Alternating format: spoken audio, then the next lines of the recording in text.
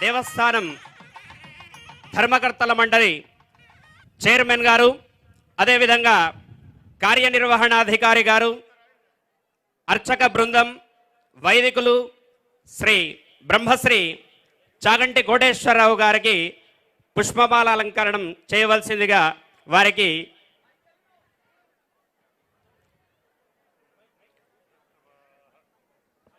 ఓం అర్చత ప్రార్చిత ప్రియ మేధాసో అర్చత అర్చంతు పుత్రకా ఉత పురన్న దృశ్వర్చత అర్చత ప్రార్చత యోగాం పుష్పం వేద పుష్పవాన్ ప్రజావాన్ పశుమాన్ భవతి చంద్రమా వా అపాం పుష్పం పుష్పవాన్ ప్రజావాన్ పశుమాన్ భవతి యా ఫలినీర్యా అకలా అపుష్పాయాశ్చ పుష్పిణీ బృహస్పతి ప్రసోద.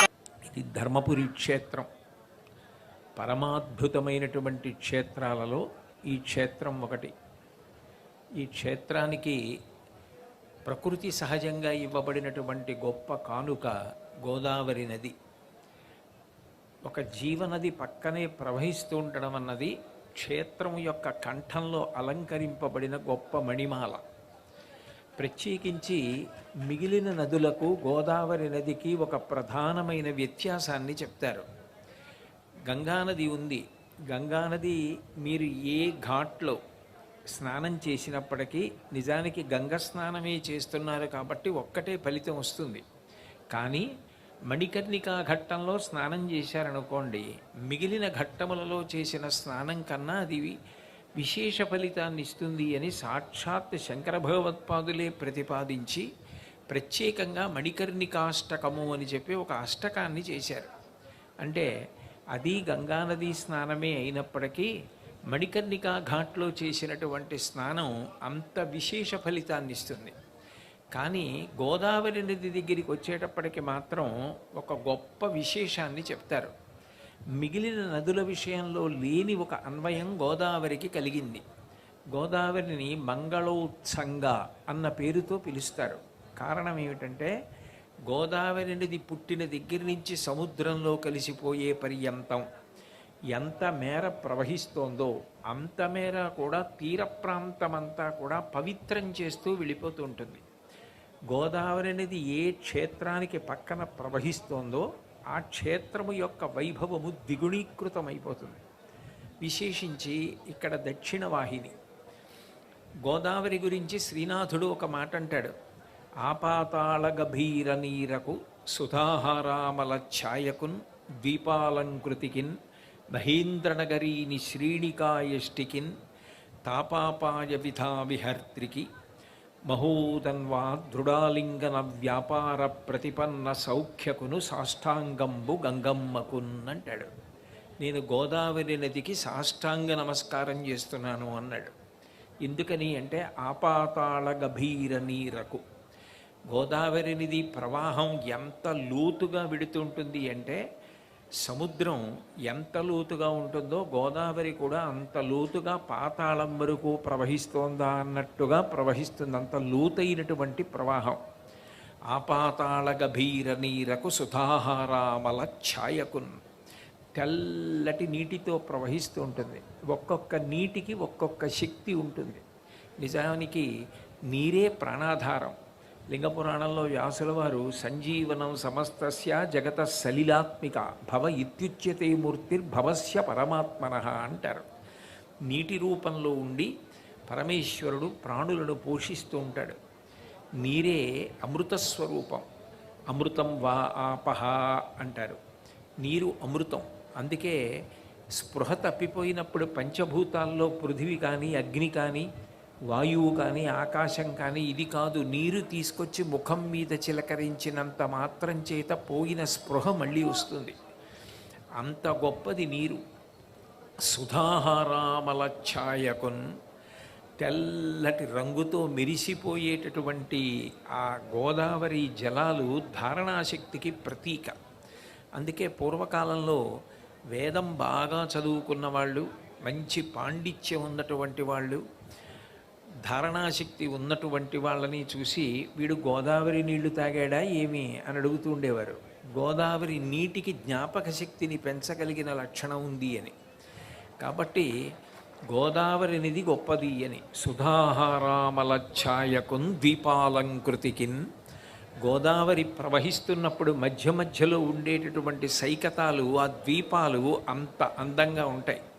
కాబట్టి ద్వీపాలంకృతికిన్ మహేంద్రనగరీ నిశ్రేణికా యష్టికిన్, గోదావరి నిధిలో స్నానం చెయ్యడం అంటే ఎంత గొప్పది అంటే సాక్షాత్తుగా దేవేంద్రుడి యొక్క నగరమైనటువంటి అమరావతి స్వర్గలోకానికి రాజధానికి ఒక నిచ్చెన మీద మెట్లెక్కి వెళ్ళిపోవాలనుకున్నవాడు ఎంత హేళగా వెళ్ళిపోతాడో, గోదావరి స్నానం చేసినవాడు, గోదావరిని గౌరవించినవాడు, గోదావరి నీటిని త్రాగినవాడు అటువంటి ఫలితాన్ని పొందుతాడు అని.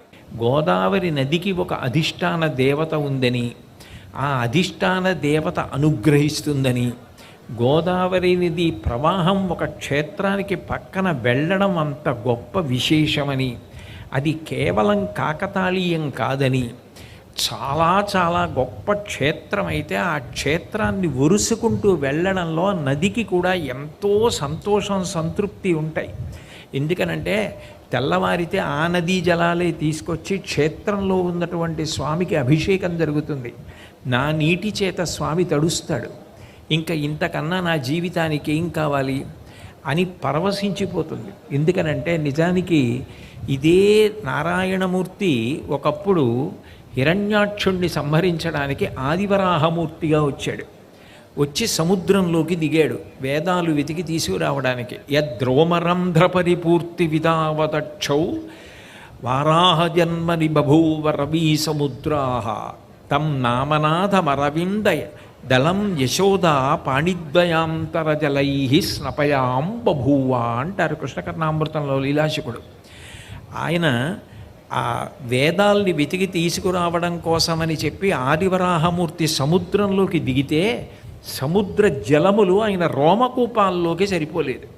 ఆయన పైకి లేచి విదిలిస్తే శరీరాన్ని ఆయన తల జూలు మించి, వెంట్రుకల మించి, రోమకూపాల్లోంచి బయటకు వచ్చినటువంటి నీటి బిందువులలో తడవడానికి బ్రహ్మాదులు తలలు వంచి నమస్కరించారు. ఒకప్పుడు సముద్రంలో దిగితే సరిపోని నీళ్లు ఆయన చిన్ని కృష్ణుడుగా వచ్చినప్పుడు యశోదాదులు స్నానం చేయిస్తే కాళ్ళ మీద బోర్లా పడుకోబెట్టుకుని దోషిడి నీళ్లు తీస్తే సరిపోయేంత చిన్నపిల్లవాడిగా కృష్ణ పరమాత్మగా వచ్చాడు, లీలామానుష విగ్రహుడు. అటువంటి స్వామికి నిరంతరం తన నీటి చేత అభిషేకం జరగడం, తన నీటి చేత పాద్యం, అర్ఘ్యం, ఆచమనీయం, స్నానం ఇటువంటి ఉపచారాలు జరగడం, ఆ నది ఎంతో కోరుకుంటే, ఎంతో సంతోషాన్ని పొందితే, నేను ఈ క్షేత్రం పక్క నుంచి వెళ్ళాలని కోరుకుంటే అప్పుడు ప్రవహించి వస్తుంది. అటువంటి గోదావరి ఈ ధర్మపురి క్షేత్రాన్ని ఒరుసుకుంటూ వెడుతోంది అంటే ఇలా తలెత్తి చూసేటప్పటికే, నేను ఉన్నటువంటి విడిదిలో మేడమించి చూడగానే నాకు గోదావరి కనపడగానే రెండు చేతులు ఎత్తి నమస్కారం చేశాను. అంత గొప్ప నదీ ప్రవాహం వెడుతోంది అంటే ఈ క్షేత్రం ఎంత వైభవమైనటువంటి క్షేత్రమో చెప్పడానికి ఆ ప్రవాహమే పెద్ద నిదర్శనం. ఇక విశేషించి ఈ క్షేత్రానికి ఒక అద్భుతమైనటువంటి విశేషం, మిగిలిన ఎక్కడా కనపడనటువంటి విశేషం, ఈ క్షేత్రంలో యమధర్మరాజు గారు విరాజమానుడై ఉండడం. యమధర్మరాజు గారు తన కర్తవ్యాన్ని విడిచిపెట్టడు. లోకానికి ఏది నియమం ఉందో ఆ నియమాన్ని మాత్రం ఆయన ఆపడు. ధర్మమును ఎవడు పట్టుకుంటాడో వాడిని రక్షించడం కోసం భగవంతుడు వాడి వెంట పరిగెడుతుంటాడు. ఆయనని రక్షించమని అడగక్కర్లేదు. ఒక భక్తుడైన వాణ్ణి రక్షించడం తన ధర్మంగా భగవంతుడు స్వీకరిస్తాడు. అందుకే రక్షణము లేక సాధుడు రక్షితుడగు సమత చేసి రాయుడులందున్ రక్షణలు వేయి కలిగిన శిక్షితుడగు కలుడు పాప చిత్తుండగుటన్ అంటారు. ఎన్ని రక్షణలు పెట్టుకున్నా ధర్మానుష్ఠానం లేనప్పుడు ఆ వ్యక్తి మనుగడ సాగించలేడు.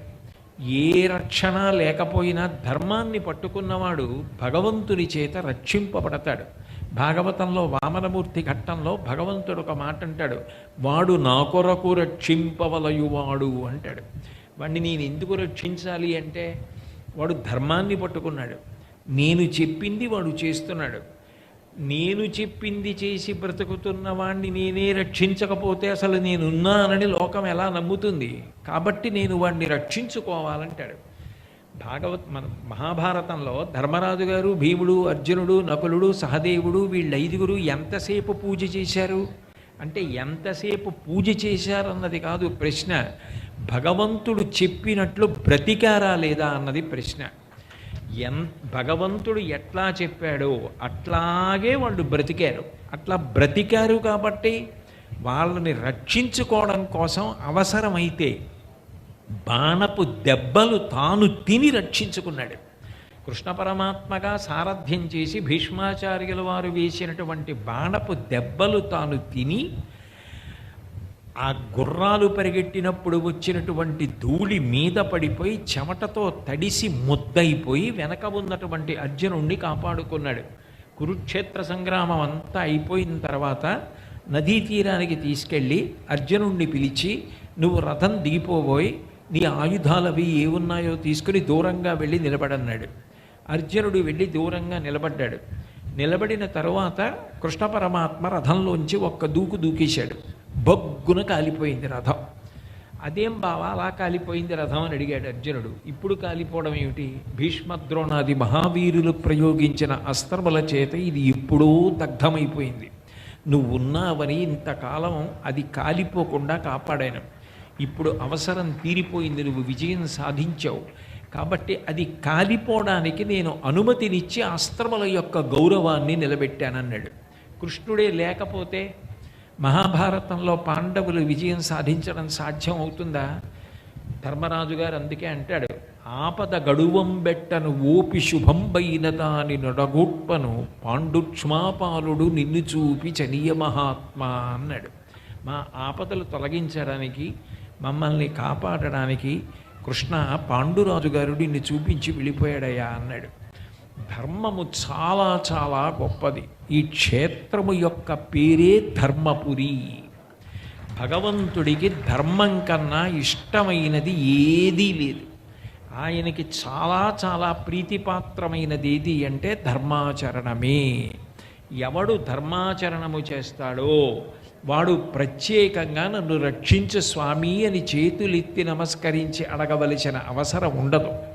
వాడు ఒక్కసారి నమస్కారం చేసిన మహాప్రీతి పొందుతాడు ఈశ్వరుడు. సౌందర్యలహరి చేస్తూ శంకరాచార్యులు వారు అంటారు, శరజ్యోత్స్నాశుద్ధాం శశియుత జటాజూటమకుటాం వరత్రాసత్రాణ స్ఫటిక గుటికా పుస్తకరాం సకృన్నత్వానత్వా కథమివ సతాం సన్నిధదతే మధుక్షీరద్రాక్షా మధురి మధురీణా పణితయ అంటారు. సకృన్నత్వానత్వా మంచి మనసున్నవాడు, ఎప్పుడు ధర్మమునందు అనురక్తి కలిగినటువంటి వాడు ఎవరున్నాడో వాడు ఒక్క నమస్కారం చేసినా భగవంతుడు ఎంతో ప్రీతి పొందుతాడు. ఎందుకనంటే ఆయనకి ఎప్పుడు ఆలోచన ఏమిటంటే నేను చేసినది చూసి భగవంతుడు సంతోషిస్తాడా? భగవంతుడు సంతోషించడు, నాకు అక్కర్లేదు. భగవంతుడు సంతోషిస్తాడు, అది కష్టమైనా చేస్తాను, సుఖమైనా చేస్తాను. ఆయన సంతోషం నాకు కావాలి.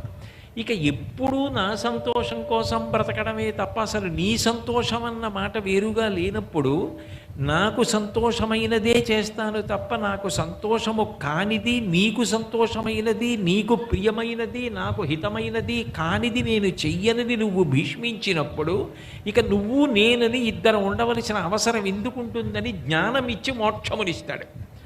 కాబట్టి జ్ఞానమునకు కారణం ఏది అంటే ధర్మమే. ధర్మము అంటే భక్తి యొక్క ఆచరణ. భక్తి అంటే ప్రేమ భావన. ప్రేమ భావన బాగా పండిందనుకోండి భగవంతుడి మీద, మా నాన్నగారు చెప్పిన మాట నేను జవదాటనండి అని ఎట్లా అంటాడో భగవంతుడు చెప్పిన మాట నేను జవదాటను, ఆయన చెప్పినదే నేను చేస్తానంటాడు. అటువంటి భావన ఎవడు పొంది ఈశ్వర ప్రీతి కొరకు మాత్రమే ప్రవర్తిస్తూ ఉంటాడో వాడు ఆయనకి అత్యంత ఆప్తుడు, అత్యంత ప్రీతి కలిగినటువంటి వాడు. ఆ ధర్మమునందు అనురక్తి కలగాలి మనిషి జన్మలో. ఎందుకనంటే కోటాను కోట్ల జన్మల ఎత్తిన తరువాత నరజన్మ వస్తుంది. అన్ని వేళలా వచ్చే జన్మ కాదు నరజన్మ. అందుకే నరజన్మ గురించి చెప్తూ వేదాంతమునందు ఒక మాట అంటారు, 3 దారులలో వెళ్ళగలిగినటువంటి ఏకైక జన్మ నరజన్మ ఒక్కటే.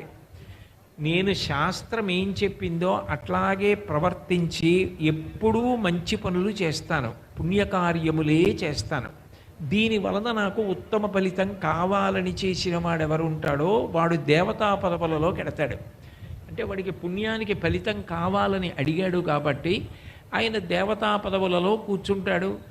ఎప్పుడూ వాళ్ళు త్రిదశలు 30 సంవత్సరాల వయస్సులోనే ఉంటారు కాబట్టి భోగం అనుభవిస్తూ ఉంటాడు. అయితే మనకి ఎంత డబ్బున్నా ఖర్చు పెట్టుకుంటూ వెళ్ళిపోతే డబ్బు తరిగిపోయినట్టే పుణ్యం కూడా దేవతా పదవులలో కూర్చొని భోగం అనుభవించగా పుణ్యం తరిగిపోతుంది. క్షీణే పుణ్యే మర్త్యలోకం విశంతి. పుణ్యం పోయాక మళ్ళీ ఇక్కడికే వచ్చి పుట్టాలి. కాబట్టి నరుడిగా పుట్టినవాడు కేవలము పుణ్యమును సముపార్జన చేసి దేవత కాగలడు. నాకు శాస్త్రం అక్కర్లేదు, గురువు అక్కర్లేదు, నా ఇష్టం వచ్చినట్టు నేను ప్రవర్తిస్తాను, కేవలం నా మనసుకి శరీరానికి ఏది సంతోషంగా ఉంటుందో అది మాత్రమే చేస్తానని భోగం అనుభవించినటువంటి వాడు పాప ఫలితంగా మళ్ళీ తిరియక్కుగా, అంటే భూమికి అడ్డంగా వెన్నుపాము ఉండి అడ్డంగా వెన్నుపాము పెరిగేటటువంటి జంతువుగా కోట్ల జన్మలు పుడతాడు. నాకు పుణ్యము అక్కర్లేదు, పాపము అక్కర్లేదు, కేవలము ఈశ్వరుడు సంతోషిస్తే చాలు. అందుకని నేను ఆయన ప్రీతి కొరకే కర్మలు చేస్తాను, ఆయన సంతోషించడానికే చేస్తానని చేసిన వాడెవరున్నాడో ఆయనకి భగవంతుడు జ్ఞానమిచ్చి జ్ఞానాద్దేవత కైవల్యం, ఆ జ్ఞానము వలన ఇక మళ్ళీ పుట్టవలసిన అవసరాన్ని పోగొట్టి మోక్షమునిస్తాడు. అటువంటి మోక్షమును పొందగలిగినటువంటి అధికారమున్న జన్మ కూడా మనుష్య జన్మయే. అంటే 3 పోకల వెళ్ళగలిగిన వాడెవరంటే మనుష్యుడొక్కడే. మిగిలిన ప్రాణులు ఏవీ కూడా అట్లా వెళ్ళలేవు. అంత గొప్ప జన్మ అయినటువంటి నరజన్మ ఎత్తినటువంటి వాడు కోటాను కోట్ల మందిలో కొంతమంది మాత్రమే ఇంత గొప్ప క్షేత్రంలో నివాసం చేస్తూ ప్రతిరోజు నేను ఎక్కడ ఉన్నాను అంటే ధర్మపురి క్షేత్రే, ఇటువంటి క్షేత్రంలో నేను నివాసం చేస్తున్నాను అని చెప్పుకునే అదృష్టాన్ని పొందుతారు. ఎంతో పుణ్యం ఉంటే తప్ప యథార్థమునకు ఇటువంటి క్షేత్రముల యందు ప్రవేశించేటటువంటి అవకాశం కూడా లభించదు, అంత తేలిక కాదు. అందుకే మీరు చూడండి, కొన్ని క్షేత్రాలకి వెళ్ళడం కూడా కొంచెం కష్టంతో కూడుకున్నదై ఉంటుంది ప్రయాణం. కారణం ఏమంటే అంత శక్తివంతమైనటువంటి క్షేత్రములకు వెళ్ళడం కూడా అంత తేలికగా ఉండదు. ఉత్తర భారతంలో హరిద్వార్ దాటిపోయిన తర్వాత కొన్ని క్షేత్రాలకు వెళ్ళాలి అంటే సంవత్సరంలో అసలు కొన్ని నెలల పాటు మీరు వెళ్ళలేరు. బదరీ లాంటి క్షేత్రాలకి, కేదార్ లాంటి క్షేత్రాలకి మిగిలిన సమయాల్లో వెళ్ళడం కూడా అంత కష్టంగా ఉంటుంది. అంత గొప్ప క్షేత్రాలలో నా దృష్టిలో ఈ ధర్మపురి క్షేత్రం ఒకటి. ఈశ్వరుడి యొక్క కృప కలిగితే తప్ప అటువంటి క్షేత్రమునందు ప్రవేశించడం సాధ్యం కాదు. అందుకే యమధర్మరాజు గారే ఈ క్షేత్రంలో విరాజమానుడై ఉన్నాడు. అంటే నువ్వు ఈ ధర్మాన్ని పట్టుకోవడం నేర్చుకుంటే ఇక మళ్ళీ పుట్టవలసిన అవసరం ఉండదు. నువ్వు ఎన్ని తెలుసుకున్నావు, ఎన్ని చెప్తావు, ఎటువంటి వేషం కట్టావు, వీటన్నిటితో నాకు సంబంధం లేదు. నువ్వు భగవంతుడు చెప్పినది ఎంత ఆచరిస్తున్నావన్న దాన్ని నేను చిత్రంగా రాసుకుంటూ గుప్తంగా కూర్చుని ఉంటాను. అందుకనే చిత్రగుప్తుడు ఆయన దగ్గర ఎప్పుడూ సేవకుడుగా ఉంటాడన్నది యమధర్మరాజు గారి అంశయే. చిత్రంగా కూర్చుంటాడు. ఎక్కడ కూర్చుంటాడు? ఇక్కడే కూర్చుంటాడు. గుప్తంగా మనం చేసినటువంటి కర్మలన్నీ వ్రాసుకుంటూ ఉంటాడు. వ్రాసుకొని ఫలితాన్ని ఇస్తూ ఉంటాడు. అది ధర్మమునందు అనురక్తిగా మారి చేసినవన్నీ మంచి పనులు చేస్తున్నాడు అనుకోండి, దాన్ని ఆయన గమనిస్తాడు. ఇదే మీకు నిజానికి నరసింహావతార ఆవిర్భావమునందు ప్రధాన ఘట్టం. హిరణ్యకశిపుడు కేవలము రాక్షసుడు, ఆయనకి వేదాంతం తెలియదు, ఆయన భగవంతుడు ఉన్నాడని నమ్మలేదు అని మీరు అనుకుంటే పొరపాటు పడినట్టు. ఎందుకనంటే ఆయన తమ్ముడైనటువంటి హిరణ్యాక్షుడు మరణించినప్పుడు ఆయన మరదళ్ళని తల్లిగారిని వాళ్ళని ఓదారుస్తూ వేదాంతం మాట్లాడాడు. ఎంత గొప్ప మాటలు మాట్లాడాడు. అందులో అన్నాడు, ఎవ్వడు సృజించు ప్రాణుల ఎవ్వడు రక్షించు త్రుంచు ఎవ్వడనంతుండెవ్వడు విభుడెవ్వడు వాడి విధమున మనుచు బినుచు హేలారతుడై అన్నాడు. ఇంకా అంతకన్నా గొప్ప విషయం లోకంలో ఏముంటుంది? అమ్మా, నిజానికి మనందరం బిడ్డల్ని కన్నామని అనుకుంటాం. కాదమ్మా, ఈ లోకములనన్నింటినీ కూడా సృష్టించేవాడు ఒకడున్నాడు. ఈ లోకములన్నింటికీ పోషణ చేసి పెంచుతున్నవాడు ఒకడున్నాడు.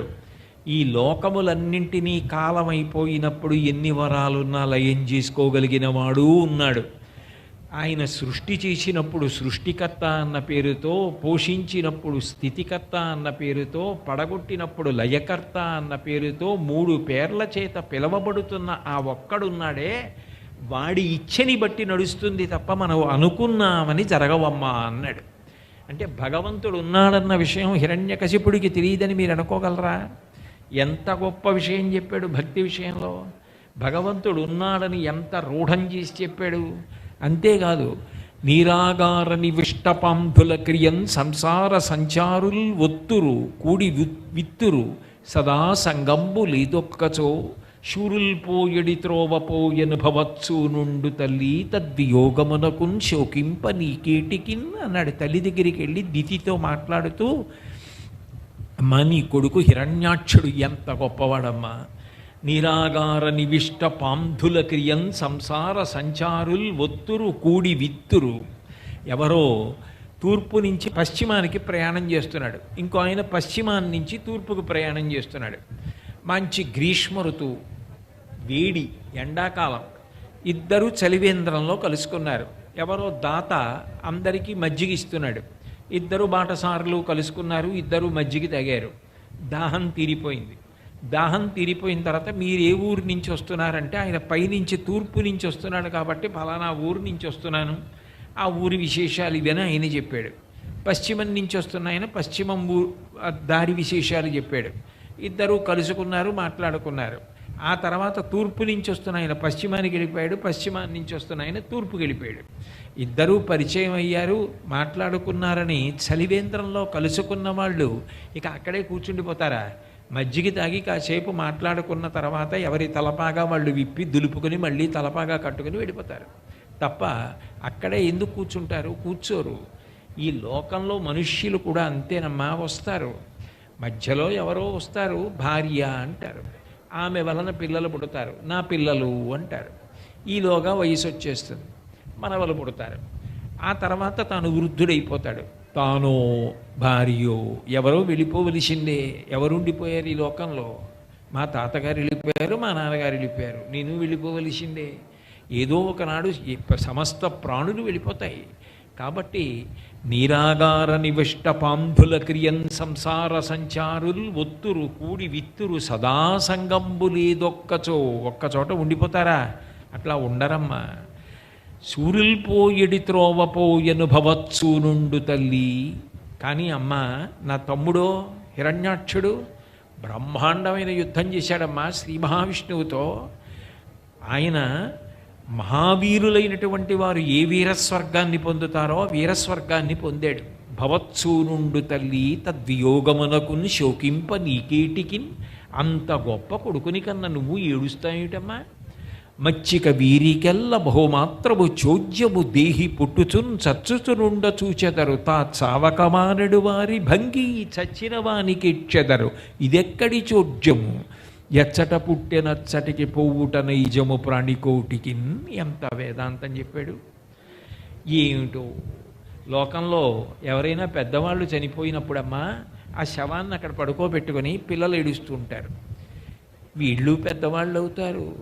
ఆ వెళ్ళిపోయిన ఆయన ఎక్కడికి వెళ్ళిపోయాడో వీళ్ళు అక్కడికి వెళ్ళిపోతారు. ఎవడు ఎక్కడి నుంచి వచ్చాడో అక్కడికి వెళ్ళిపోవడం సహజ ధర్మం కదమ్మా. నేను ఇప్పుడు ఈ ధర్మపురి క్షేత్రానికి నేను నివాసం ఉంటున్న కాకినాడ నుంచి వచ్చాను. ఎన్నాళ్ళు ఉంటాను? ఇవాళ ఉంటాను, రేపు ఉంటాను. తర్వాత మళ్ళీ నేను ఎక్కడి నుంచి వచ్చానో అక్కడికి వెళ్ళిపోతాను. ఈ శరీరం ఎక్కడి నుంచి వచ్చిందో అక్కడికి వెళ్ళిపోవలసిందే. శరీరం కూడా కాతే కాంతా కస్తే పుత్ర సంసారో యమతీవ విచిత్ర కస్యత్వం కక్కుతయాయాత తత్వం చింతియతదియభ్రాత అంటారు శంకర భగవత్పాదులు. ఎక్కడి నుంచి వచ్చావు అంటే మా అమ్మగారి కడుపులోంచి వచ్చాను. మీ అమ్మగారి కడుపులోకి ఎక్కడి నుంచి వచ్చావు? ఏమో, కానీ ఎక్కడి నుంచో వచ్చాను మా అమ్మగారి కడుపులోకి. ఎక్కడి నుంచి మా అమ్మగారి కడుపులోకి వచ్చానో అక్కడికి మళ్ళీ ఒకనాడు శరీరం వదిలిపెట్టి వెళ్ళిపోవలసింది. కాబట్టి ఈ చచ్చిన వానికెచ్చదిరిదెక్కడి చోద్యము, ఎవడు మాత్రం ఉండిపోతాడమ్మా? అందరూ వెళ్ళిపోవలసిన వాళ్ళే. వెళ్ళిపోవలసిన వాళ్ళందరూ వెళ్ళిపోయిన వాడి గురించి ఏడుస్తారేమిటి? అలా ఏడవకూడదు. ఎచ్చట పుట్టెనచ్చటికి పోవుట నైజము ప్రాణికోటికి, ఎక్కడ పుట్టాడో అక్కడికి వెళ్ళిపోవాలి. ఇంత వేదాంతం చెప్పినవాడు, ఇంత భగవంతుడి గురించి చెప్పినవాడు, ఇంత భక్తి గురించి చెప్పినవాడు తల్లితోటి, ఆ తర్వాత సోదరులతోటి, భార్యలతోటి మాట్లాడినప్పుడు ఓదార్పు కోసం శాస్త్రాన్ని వాడుకున్నవాడు మళ్ళీ వెళ్ళి సభామంటపంలో కూర్చున్నప్పుడు విష్ణువు ఎక్కడ ఉంటాడు అంటే ఒక్క శరీరం లేదు. విష్ణువు ఎక్కడ ఉంటాడు అంటే ధర్మమునందు ఉంటాడు, గోవులందు ఉంటాడు, విప్రుల యందు ఉంటాడు, ఎక్కడెక్కడ వేదాలు ఉంటాయో అక్కడక్కడ ఉంటాడు. కాబట్టి అవన్నీ ధ్వంసం చేసేయండి, యజ్ఞయాగాదులన్నీ ధ్వంసం చేసేయండి, విష్ణువు నశిస్తాడన్నాడు. అంటే రాక్షసత్వము అన్న మాటకి అర్థం ఏమిటి అంటే తన అవసరానికి వేదాంతాన్ని వాడుకోవడం, మెట్ట వేదాంతం అంటారు. తను అప్పటికి తన తల్లికి, తన మరదళ్ళకి, తన సోదరులకి బోధ చెయ్యవలసి వస్తే శాస్త్రాన్ని వాడుకున్నాడు. అనుష్ఠానంలోకి తెచ్చుకునేటప్పుడు ఇవన్నీ అక్కర్లేదు. ఎంతమందినైనా బాధ పెట్టచ్చు, తాను మరణం లేకుండా ఉంటే చాలు. తనని ఇంకా చంపేవాడు లేడు కాబట్టి తాను ఏం చేసినా ఎవ్వరూ తనని నిగ్రహించగలిగిన వాళ్ళు లేరన్న ధైర్యాన్ని పొంది అన్ని పాపాలకి ఒడిగట్టాడు. అప్పుడు ఆ వేదాంతం అంతా ఏమైంది? అది కాదు. ధర్మం అన్న మాటకు అర్థం ఏమిటంటే నువ్వు ఏది తెలుసుకున్నావో అది నువ్వు ఆచరించినప్పుడు గుణము అని పిలుస్తారు. ఇప్పుడు నేను ఎవరైనా అన్నం లేక కొట్టుకుంటూ బాధపడుతున్నారు అనుకోండి, 3 రోజులు అయింది అన్నం తిని, చాలా ఆకలేసేస్తోంది, అమ్మ నువ్వు మంచినీళ్ళు తాగమంటున్నావు, ఇంకా మంచినీళ్ళు తాగితే కడుపులో తిప్పి వాంతి అవుతోందమ్మా, ఏదో ఒకటి పెట్టమ్మా అని పిల్ల తల్లిని పట్టుకుని ఏడుస్తోంది. నేను గుళ్ళోకి ఎడుతున్నాను. నేను గుళ్ళో కొబ్బరికాయ కొడదామని, అరటిపళ్ళు పట్టుకెళ్ళిద్దామని పట్టుకెడుతున్నటువంటి డబ్బులతో ఉత్తర క్షణం కాస్త ఓ రొట్టె నీళ్లు కొని పట్టుకెళ్ళి ఆమెకిచ్చి ముందు నీ బిడ్డకు పెట్టి నువ్వు తిను అని వెళ్ళి ఈశ్వరుడికి నమస్కారం పెట్టి వెళ్ళిపోయాను. అంటే గుళ్ళో ఇద్దామనుకున్నది ఒక యాచకురాలికి ఇచ్చి వెళ్ళిపోయాను. అంటే నా యందు గూడు కట్టుకొని ఉన్నటువంటి దయ గుణముగా వ్యక్తమైంది. భక్తి ధర్మము గుణములుగా వ్యక్తమవుతూ ఉంటుంది. ఆ వ్యక్తమైనప్పుడు దాన్ని గుణమని పిలుస్తారు.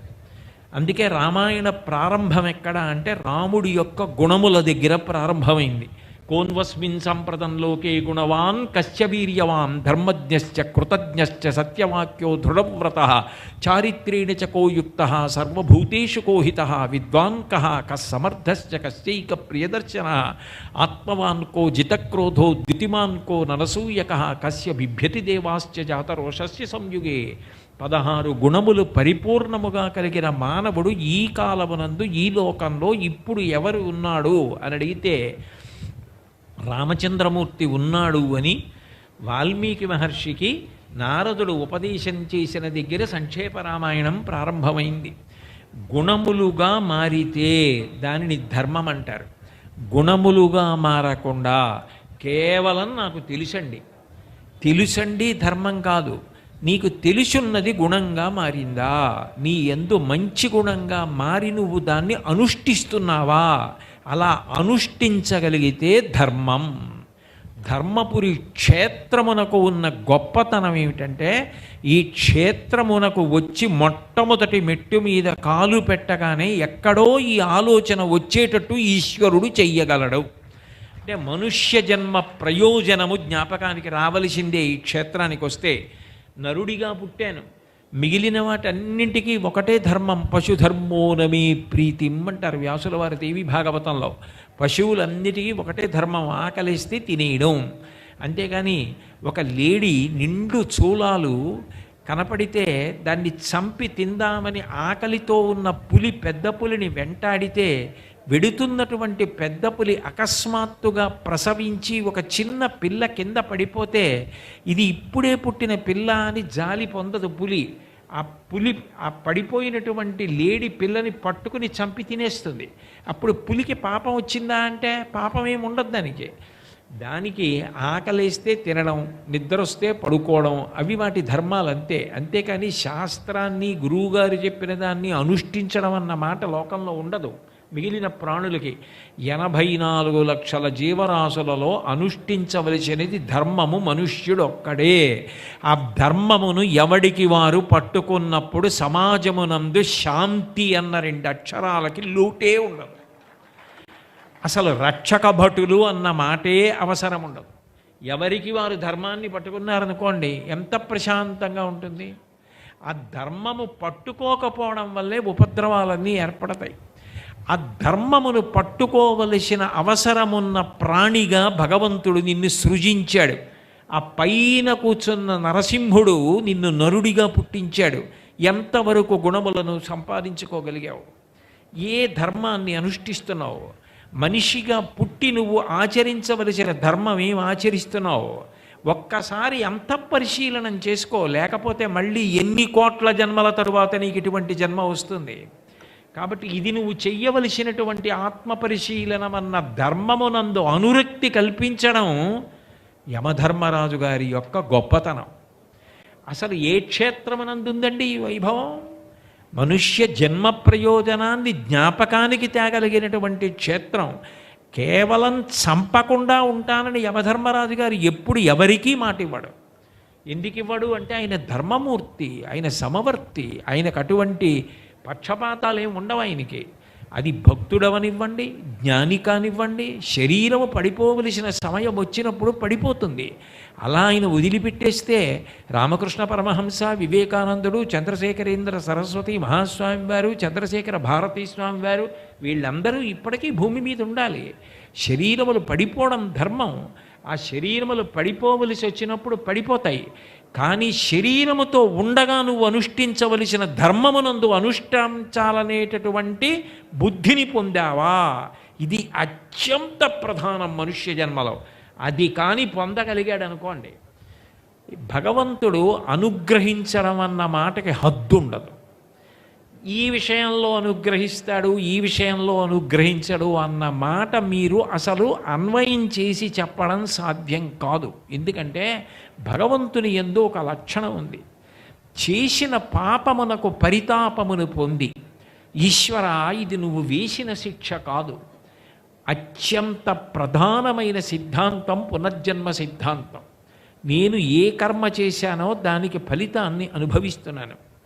ఏదో పాపం చేసి ఉంటాను, అందుకని ఇప్పుడు ఈ దుఃఖాన్ని అనుభవిస్తున్నాను. ఇక పైన నేను ఇటువంటి దుఃఖాన్ని అనుభవించకుండా ఉండాలి అంటే ధార్మికంగా బ్రతకాలి.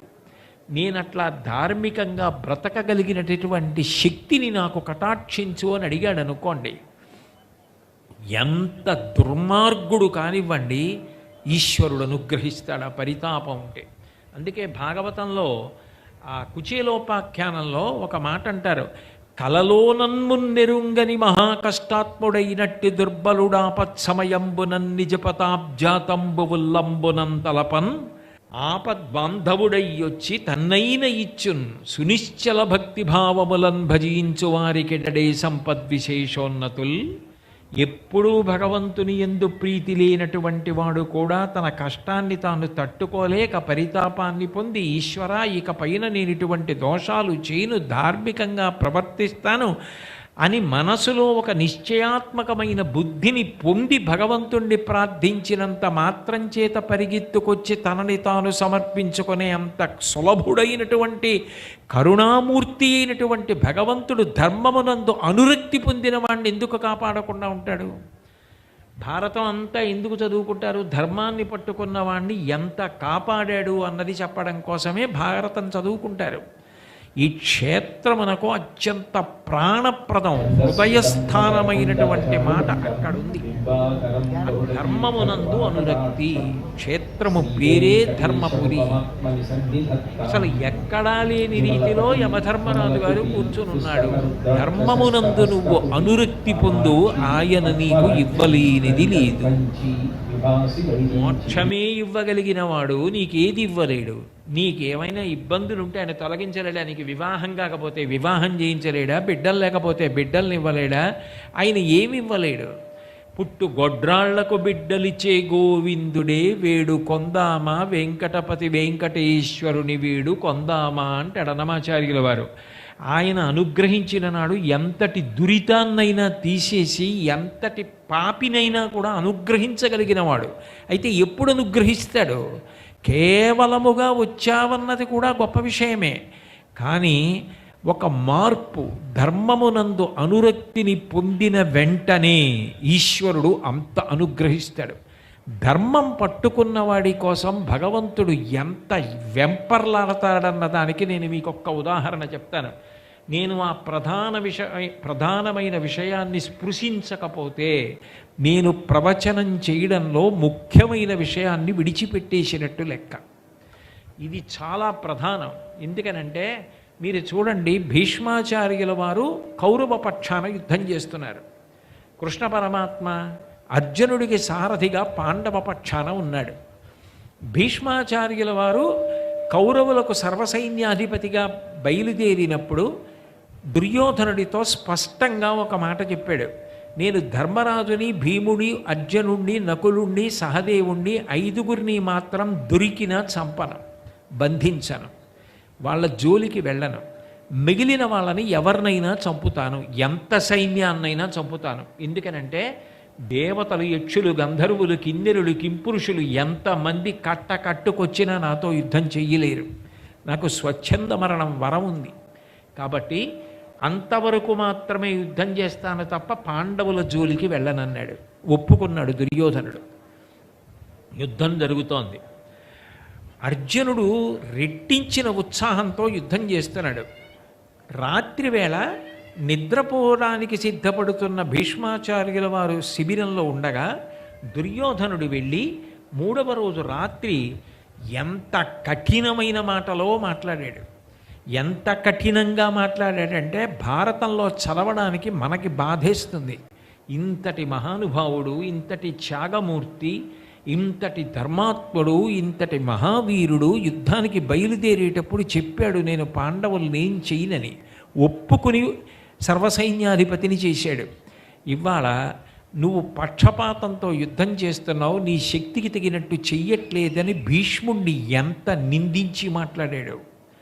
మాట్లాడితే తర్వాతి రోజు భీష్మాచార్యుల వారు యుద్ధానికి వచ్చారు. అందరికన్నా మనసు బాగా గాయపడిన వాడెవరంటే కృష్ణ పరమాత్మ. ఎందుకనంటే భీష్ముణ్ణి దుర్యోధనుడు నిందించాడు. అంతటి ధర్మాత్ముడు, అంతటి భక్తుడు, ప్రహ్లాద, నారద, పరాశర, పుండరీక అని భీష్మాచార్యుల వారి పేరు కూడా అందులో చెప్తారు. భీష్ముడి పేరు చెప్తే కృష్ణుడికి అంత ప్రీతి. అంతటి ధర్మాత్ముడిని పట్టుకుని అన్నన్ని మాటలు అన్నావు. భీష్ముడంటే ఏమిటో లోకానికి తెలియ చెప్తానన్నాడు. నిజానికి భీష్ముడు అటు యుద్ధం చేస్తున్నాడు, ఇటు అర్జునుడు రథం వచ్చింది. ఇద్దరూ యుద్ధం చేస్తున్నారు. భీష్ముడు వేసిన బాణ పరంపరకి అర్జునుడు తట్టుకోలేకపోయాడు. మీరు ఒక్కటి ఆలోచించండి, నిజంగా కృష్ణుడు చంపేద్దామని అనుకున్నాడు అనుకోండి, ఆయుధం పట్టుకోవాలి. కానీ కృష్ణుడు ప్రతిజ్ఞ చేశాడు యుద్ధానికి ముందు, నేను ఆయుధం పట్టను అని ప్రతిజ్ఞ చేశాడు. ఇప్పుడు ఆయుధం పడితే భగవంతుడే మాట తప్పినట్టు. భగవంతుడంతటి వాడు మాట తప్పి ఆయుధం పట్టుకోవలసిన పరిస్థితి వచ్చింది భీష్ముడు యుద్ధం చేస్తే అన్న కీర్తి భీష్ముడికి కట్టపెట్టడం కోసం ఆయుధం పట్టుకొని రథం మించి దూకేసి భీష్ముడి మీదకి వెళ్ళాడు. అర్జునుణ్ణి రక్షించుకోవడం కాదు అక్కడ ప్రధానం. మీరు భారతం బాగా చదివితే అర్థమవుతుంది. భీష్ముడి కీర్తి నిలబడాలి, అందుకోసం పట్టుకున్నాడు ఆయుధం.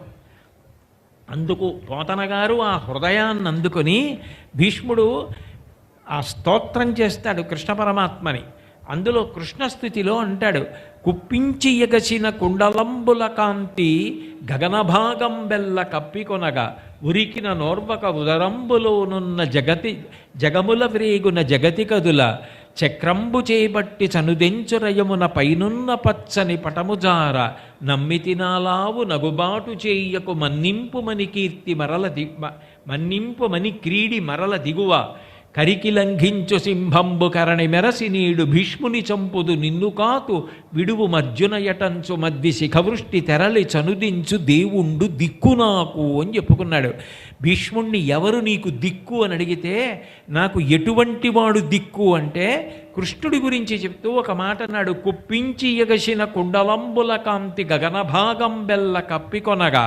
నేను అర్జునుడితో యుద్ధం చేసేటప్పుడు నేను బాణములు ప్రయోగిస్తుంటే అర్జునుడు తట్టుకోలేకపోతే కృష్ణ పరమాత్మ సారథ్యం చేస్తున్నవాడు రథం మించి ఒక్కసారి ఎగిరి కిందకి దూకితే కృష్ణ పరమాత్మ యొక్క కడుపులో ఉన్న లోకములన్నీ కదిలిపోయాయి.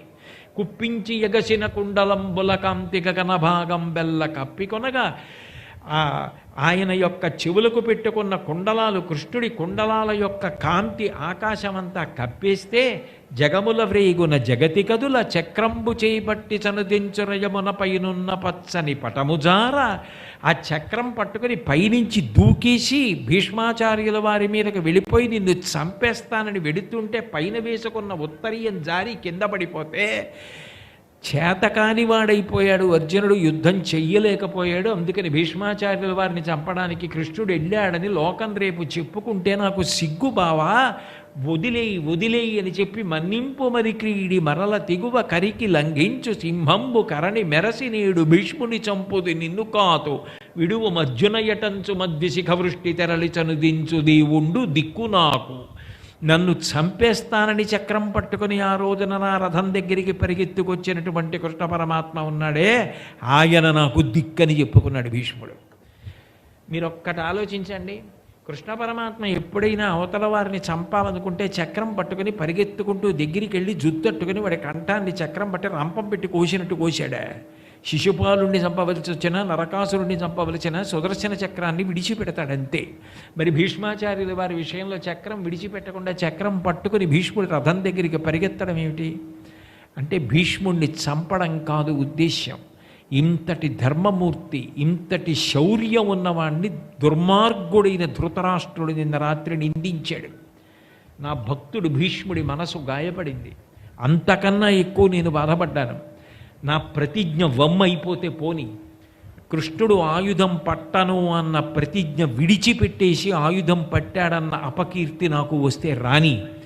కానీ భీష్ముడు ఎంత గొప్పవాడో అందరూ గుర్తుండిపోయేటట్టుగా ఆఖరికి కృష్ణుడు చక్రం పట్టుకున్నాడన్న అపఖ్యాతి వచ్చిన ఆయనకి గౌరవం తెచ్చి దుర్మార్గుడైన దుర్యోధనుడికి బుద్ధి చెప్తానని చక్రం పట్టుకున్నాడు. అంటే ధర్మం పట్టుకున్న వాడి కోసం భగవంతుడు అంత పరుగులు తీస్తాడు, తన ప్రతిజ్ఞ కూడా విడిచిపెట్టేస్తాడు. ధర్మము అంటే ఆయనకి అంత అనురక్తి. అటువంటి ధర్మమును అనుష్ఠించవలసిన వాడు ఎవరు అంటే నరుడే. ఆ ధర్మమును అనుష్ఠించాడనుకోండి, అసలు యమధర్మరాజు గారు అటువంటి వ్యక్తి జోలికి రానేరాడు.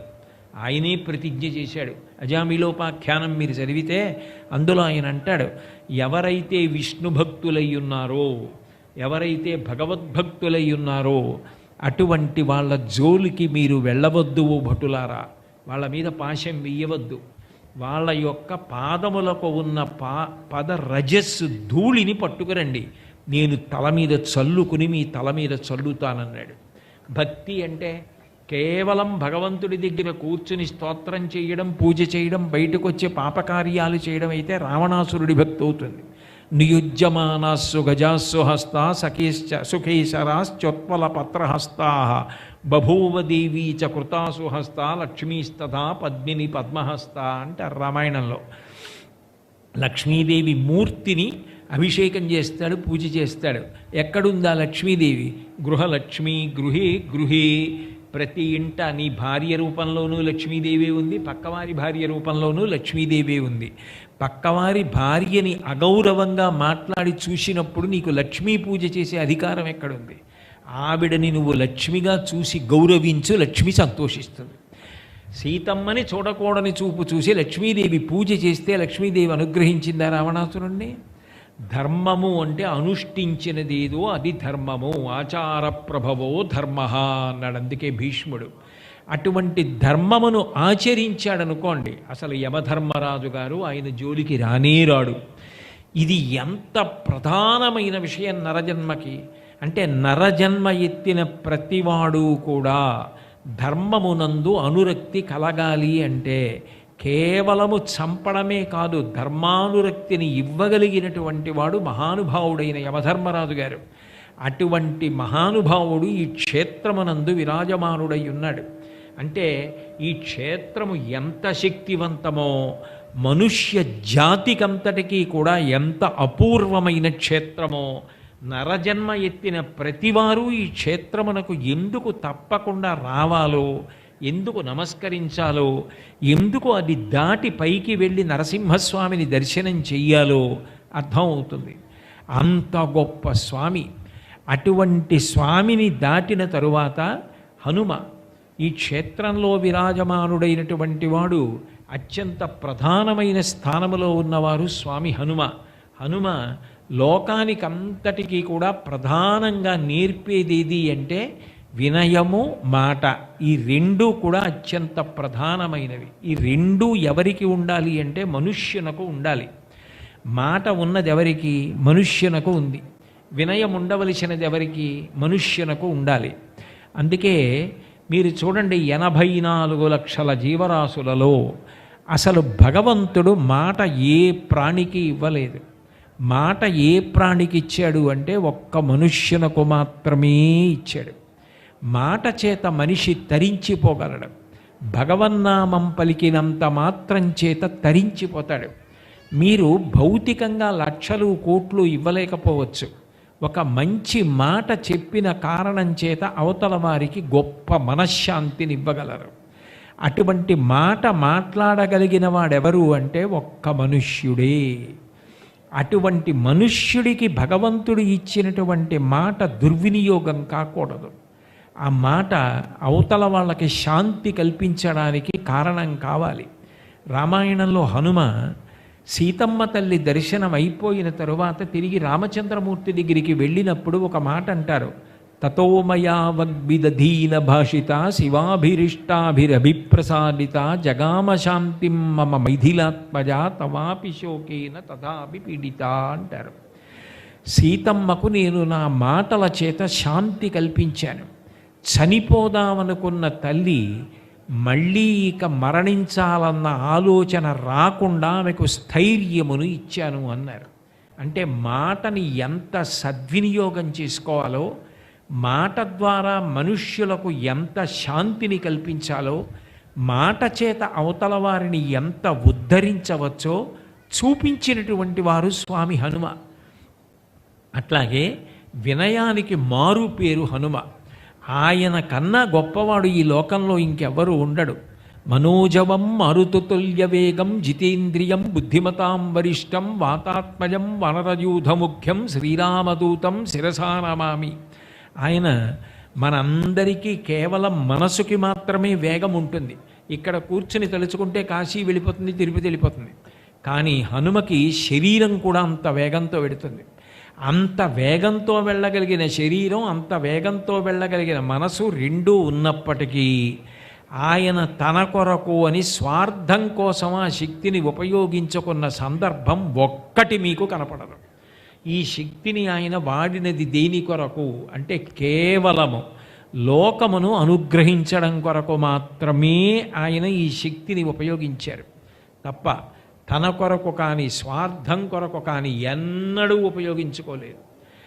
అంత గొప్ప శక్తి కలిగినటువంటి మహానుభావుడు, ఇంత వ్యాకరణం చదువుకున్నవాడు, ఇంత శారీరకమైన శక్తి ఉన్నవాడు, బ్రహ్మాస్త్రమునకు కూడా కట్టుబడనటువంటి వాడు, హనుమ యొక్క జన్మ సందర్భంలో దేవతలు విశేషమైన వరాలు ఇచ్చారు.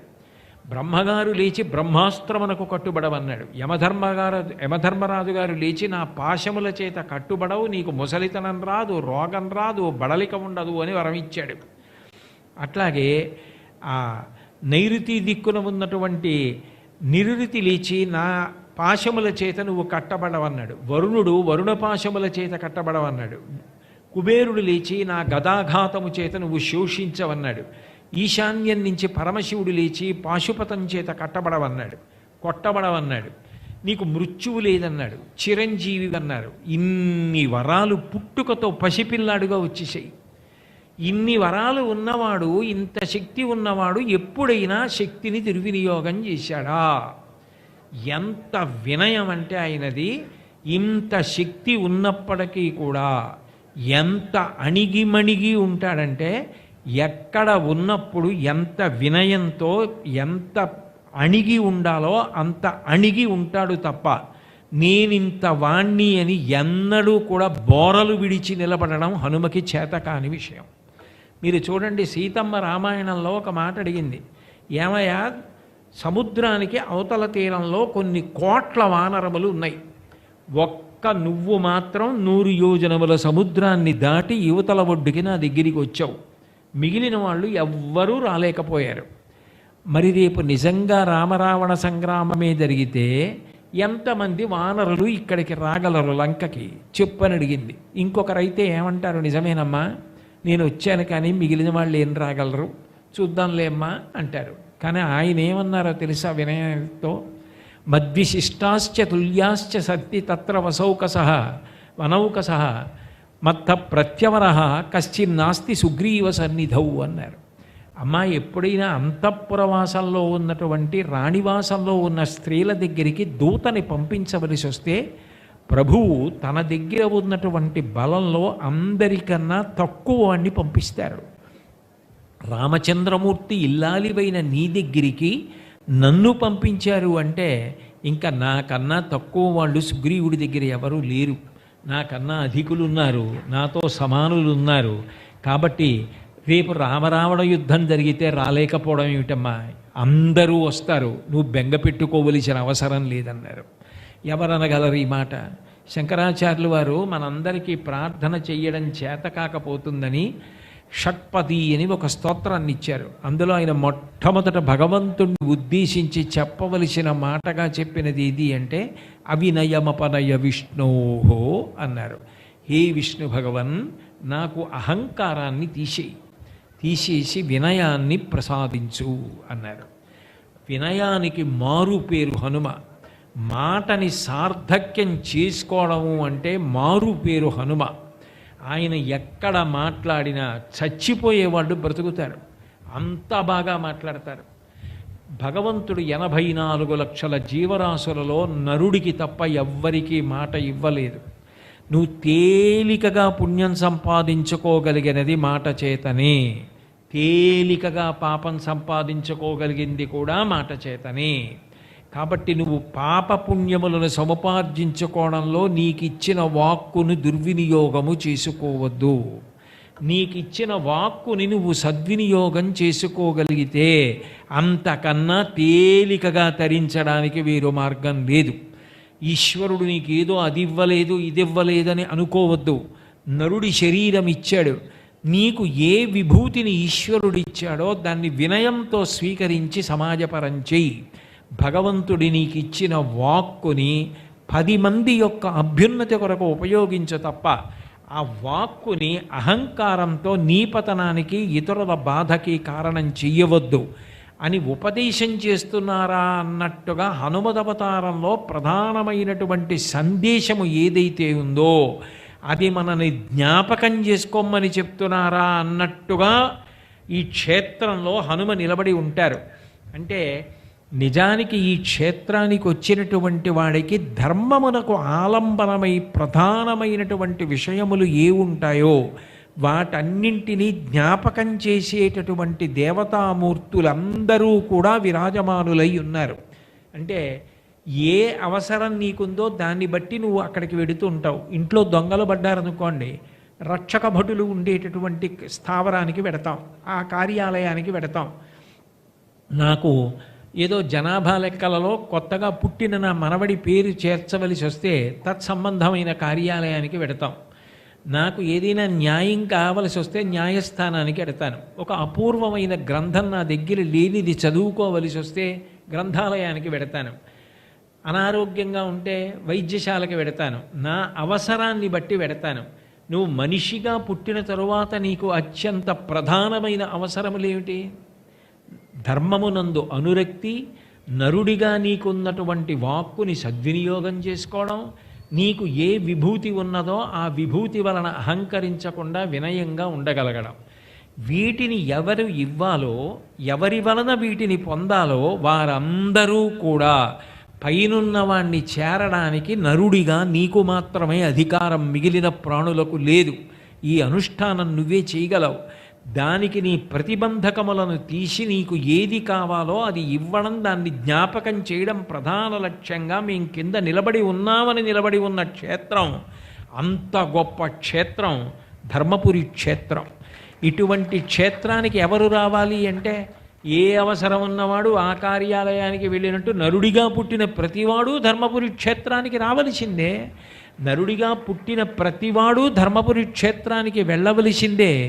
నరజన్మ ప్రయోజనాన్ని సంతరించుకోవలసిందే. అంత గొప్ప క్షేత్రం. అందుకే భగవంతుడిచ్చినటువంటి కేవలం ఆ వాక్కుని సద్వినియోగం చేసుకున్నంత మాత్రం చేత నువ్వు తరించగలవు. దాన్ని నువ్వు సద్వినియోగం చేసుకోవడం నీకు చేతనైందా?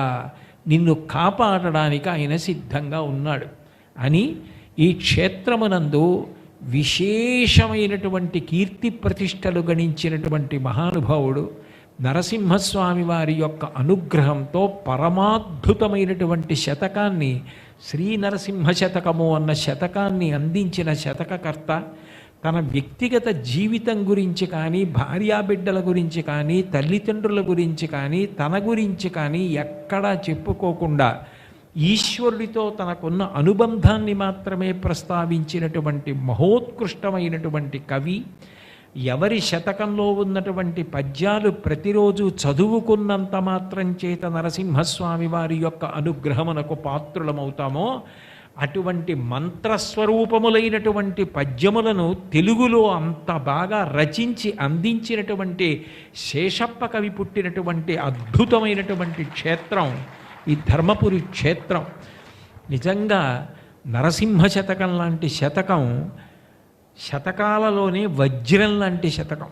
నేను ఈ మాట ఎందుకంటున్నాను అంటే, ఏదో కొన్ని శతకాల్ని చిన్నబుచ్చడము నా ఉద్దేశ్యం కాదు.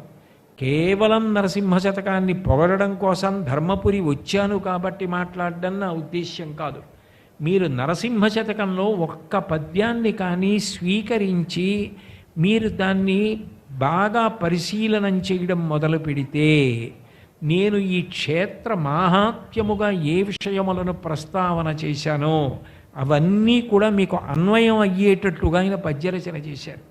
నేను మీకు ఒక ఉదాహరణ చెప్పాలి అంటే, మాటని సద్వినియోగం చేసుకోగలిగితే చాలు అని ఒక మాట అన్నాను. నా దగ్గర డబ్బు లేదండి అన్నవాడు ఉంటాడు, నా దగ్గర అంత చదువు లేదండి అన్నవాడు ఉంటాడు, నాకు శక్తి లేదండి అన్నవాడు ఉంటాడు. మాట భగవంతుడు అందరికీ ఇచ్చాడుగా. మనుష్యుడిగా పుట్టిన ప్రతివాడికి మాటనిచ్చాడు, మిగిలిన ఏ ప్రాణికి ఇవ్వలేదు. నామస్మరణ ధన్యోపాయం నహి పశ్యామో భవతరణి. కలియుగంలో చాలా చాలా తేలిక మార్గం ఏది అంటే తరించడానికి భగవంతుని యొక్క నామం చెప్పడం. అట్లా నామం చెప్పడానికి చాలా తేలికగా ఉండేటటువంటి నామములలో ఒక నామం నరహరి నరసింహ. ఈ నామం ఒత్తులు ఉండవు కాబట్టి చాలా తేలికగా పిల్లలు కూడా పలకచ్చు. ఆయన ఈ వాక్కుని సద్వినియోగం చేసుకో, అది నిన్ను ధర్మం వైపుకి నడిపిస్తుంది. ఎందుకంటే నామానికి ఒక లక్షణం ఉంది. మీరు నామం చెప్పడం మొదలుపెట్టారనుకోండి, మీకు తెలియకుండానే ఆ నామం మీ నాలుకను పట్టుకుంటుంది. నేను గోవింద గోవింద గోవింద గోవింద గోవింద గోవింద గోవింద అని చాలాసేపు అన్నాను అనుకోండి, అనేసి వదిలేశాను అనుకోండి, అప్రయత్నంగా నా నోట్లో మళ్ళీ గోవింద గోవింద గోవింద గోవింద అని ఏదో ఆ గోవింద సంబంధమైనటువంటి నామం తిరుగుతూ ఉంటుంది. మీరు ఏదన్నారో, ఏ నామం చేశారో ఆ నామం మీ నోట్లో తిరగడం అలవాటు అవుతుంది. పైగా నామము ఏం చేస్తుంది అంటే, అది చెయ్యనిది ఏదీ లేదని చెప్పాలి. అంతేకాని నామం ఇది చేస్తుందండి అని చెప్పలేరు. అప్పుడు మీకు ఏది ఇవ్వలేదు భగవంతుడు? అప్పుడు నిజానికి భగవంతుడు మీకు ఇచ్చిన అపూర్వమైన కానుక ఏది అంటే మాట.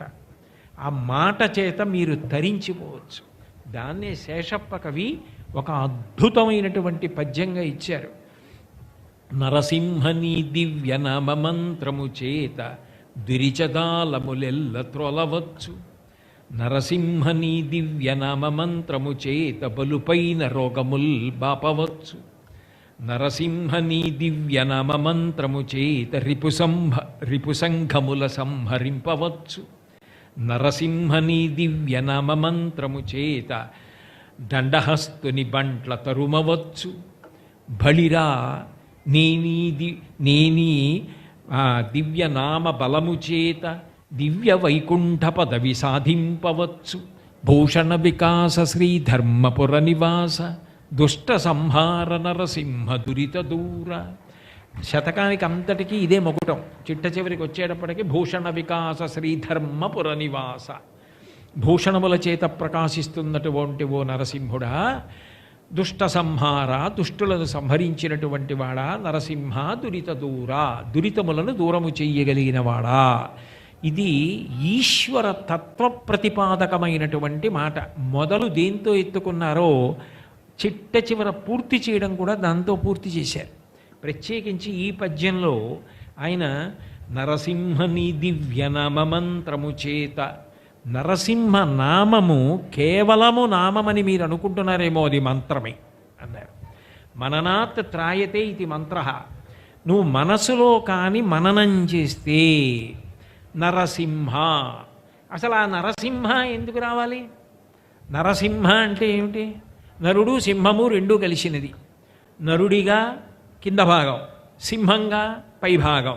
అలా రావలసిన అవసరం ఏమిటి? కేవలము నరుడిగా రామచంద్రమూర్తిగా రాలేదా? కృష్ణుడిగా రాలేదా? వామనమూర్తిగా రాలేదా? అలా నరుడిగా సింహంగా రెండుగా రావలసిన అవసరం ఎందుకు వచ్చింది భగవంతుడికి అన్నది మీరు విచారణ చేస్తే, మంత్రము ఎట్లా మననము చేశారో నామమును అట్లా మననము చేస్తే ఈశ్వరుని యొక్క వైభవము ప్రకటనమవుతుంది. ఎందుకని అసలు నరసింహావతారం ఎందుకు వచ్చింది అంటే, నరసింహావతారము భగవంతుని యొక్క తత్వమును నిరూపణం చేయడానికి వచ్చింది. విష్ణువు అన్న మాటకు అర్థం ఏమిటి? వ్యాపకత్వం. అంతటా నిండిపోయి ఉన్నవాడు. అంతర్బహిష్య తత్సర్వం వ్యాప్య నారాయణ స్థిత. లోపల బయట ఆయన లేనిది లేదు, అంతటా ఆయనే. నిజానికి విష్ణు సహస్రనామంలో విశ్వం విష్ణు అంతే. విశ్వమే విష్ణువు, విష్ణువే విశ్వము, విశ్వముగా కనపడుతున్న సమస్తము విష్ణువే. విష్ణువు కానిది లేదు. హరిమయము విశ్వమంతయు. విష్ణువు లోకమయుడు. విష్ణువు లోకంగా కనపడతాడు, లోకమే హరిమయము. కాబట్టి హరిమయము కాని ద్రవ్యము పరమాణువు లేదు. వంశ పావన వింటే అంటాడు శుకబ్రహ్మ పరీక్షణ్ మహారాజు గారితో మాట్లాడుతూ.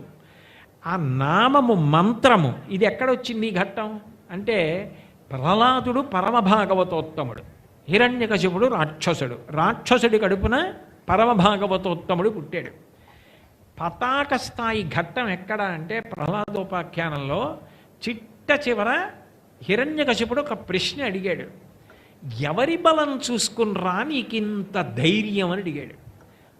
బలయుతులకు దుర్బలులకు బలమెవ్వడు నీకు నాకు బ్రహ్మాదులకున్ బలమెవ్వడు ప్రాణులకును బలమెవ్వండట్టి విభుడు బలమసురేంద్ర అన్నాడు.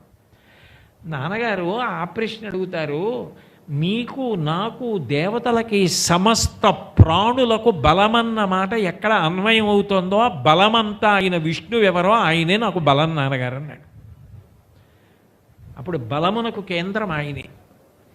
అది మీ యందు బలంగా ఉంది, నా యందు బలంగా ఉంది, సమస్త ప్రాణుల యందు ఉంది. చీమకు కూడా కొంత బలం ఉంది, ఈగకు కూడా కొంత బలం ఉంది, సింహానికి కొంత బలం ఉంది.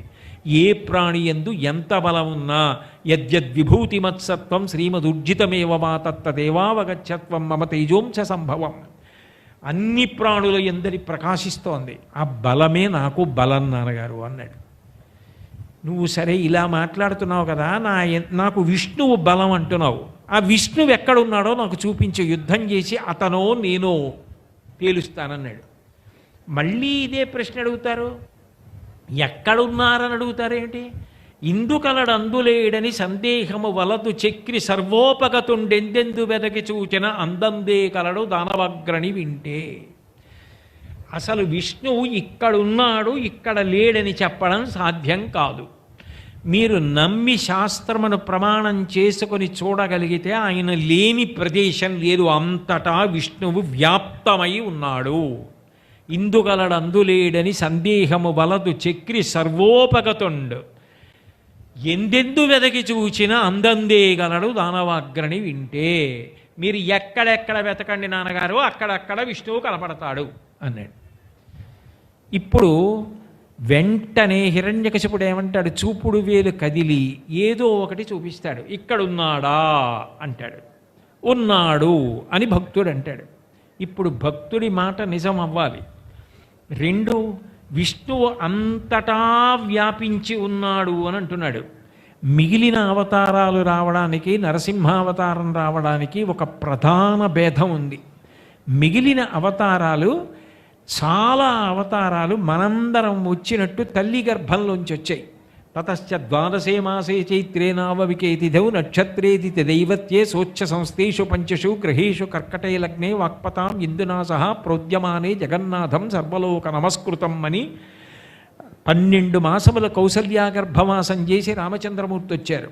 జలధర దేహు నాజారు చతుర్బాహు సరసీరుహక్షు విశాలవక్షు జారు గదా శంఖచక్ర పద్మ కంఠ కౌస్తుభ విలాసు. ఆ కృష్ణ పరమాత్మ వచ్చినప్పుడు ఆయన కూడా దేవకీదేవి గర్భంలోంచి అలా వచ్చాడు. వామనమూర్తి అదితి గర్భంలోంచి వచ్చాడు. నరసింహస్వామి భక్తుడి మాట నిలబెట్టడానికి ఎక్కడ నుంచి హిరణ్యకశిపుడి చూపుడు వేలు నిలబడి భగవంతుడు ఇక్కడ ఉన్నాడా అని అడిగితే అక్కడి నుంచి రావడానికి సిద్ధపడ్డాడు. అంటే భక్తుడి త్వర కన్నా భగవంతుడి త్వర ఎక్కువ. భక్తుణ్ణి రక్షించుకోవాలి. ఇప్పుడు ఏకకాలమునందు ఇద్దరిని రక్షించాలి. ఒకటి ప్రహ్లాదుణ్ణి రక్షించాలి. అంతటా ఉన్నాడు విష్ణువు, అంతటా ఉన్నాడంటున్నాడు ప్రహ్లాదుడు. ఎక్కడా లేడంటున్నాడు హిరణ్యకశిపుడు. ఒకవేళ రావడం అన్నది జరిగిందనుకోండి, తనకి అత్యంత భక్తుడైన వాళ్ళల్లో ఒకడు సృష్టికర్త అయిన బ్రహ్మగారు. ఆ బ్రహ్మగారు హిరణ్యకశిపుడికి వరం ఇచ్చాడు.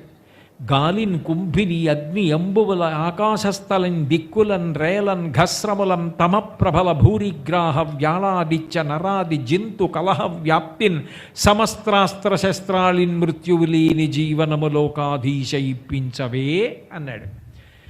హిరణ్యకశిపుడు బ్రహ్మగారిని ప్రార్థన చేసినప్పుడు నాకు గాలిలో కానీ, నీటిలో కానీ, నిప్పులో కానీ, భూమిలో కానీ, ఆకాశంలో కానీ, కోరలున్నవి కానీ, రాక్షసులు కానీ, దేవతలు కానీ, అస్త్రములు కానీ, శస్త్రములు కానీ ఇవేవీ పనికిరావు. ఈ కాలమునందు కానీ, కాలములో రాత్రి కానీ పగలు కానీ నేను మరణించకూడదన్నాడు. తథాస్తు అన్నాడు బ్రహ్మగారు. ఇప్పుడు బ్రహ్మగారిచ్చిన మాట నిజం కావాలి. బ్రహ్మగారిచ్చిన మాట నిజం కాలేదనుకోండి, భగవంతుడిచ్చిన వరం వమ్మైపోయిందన్న మాట వస్తుంది. అటు బ్రహ్మగారి మాట నిలబెట్టాలి.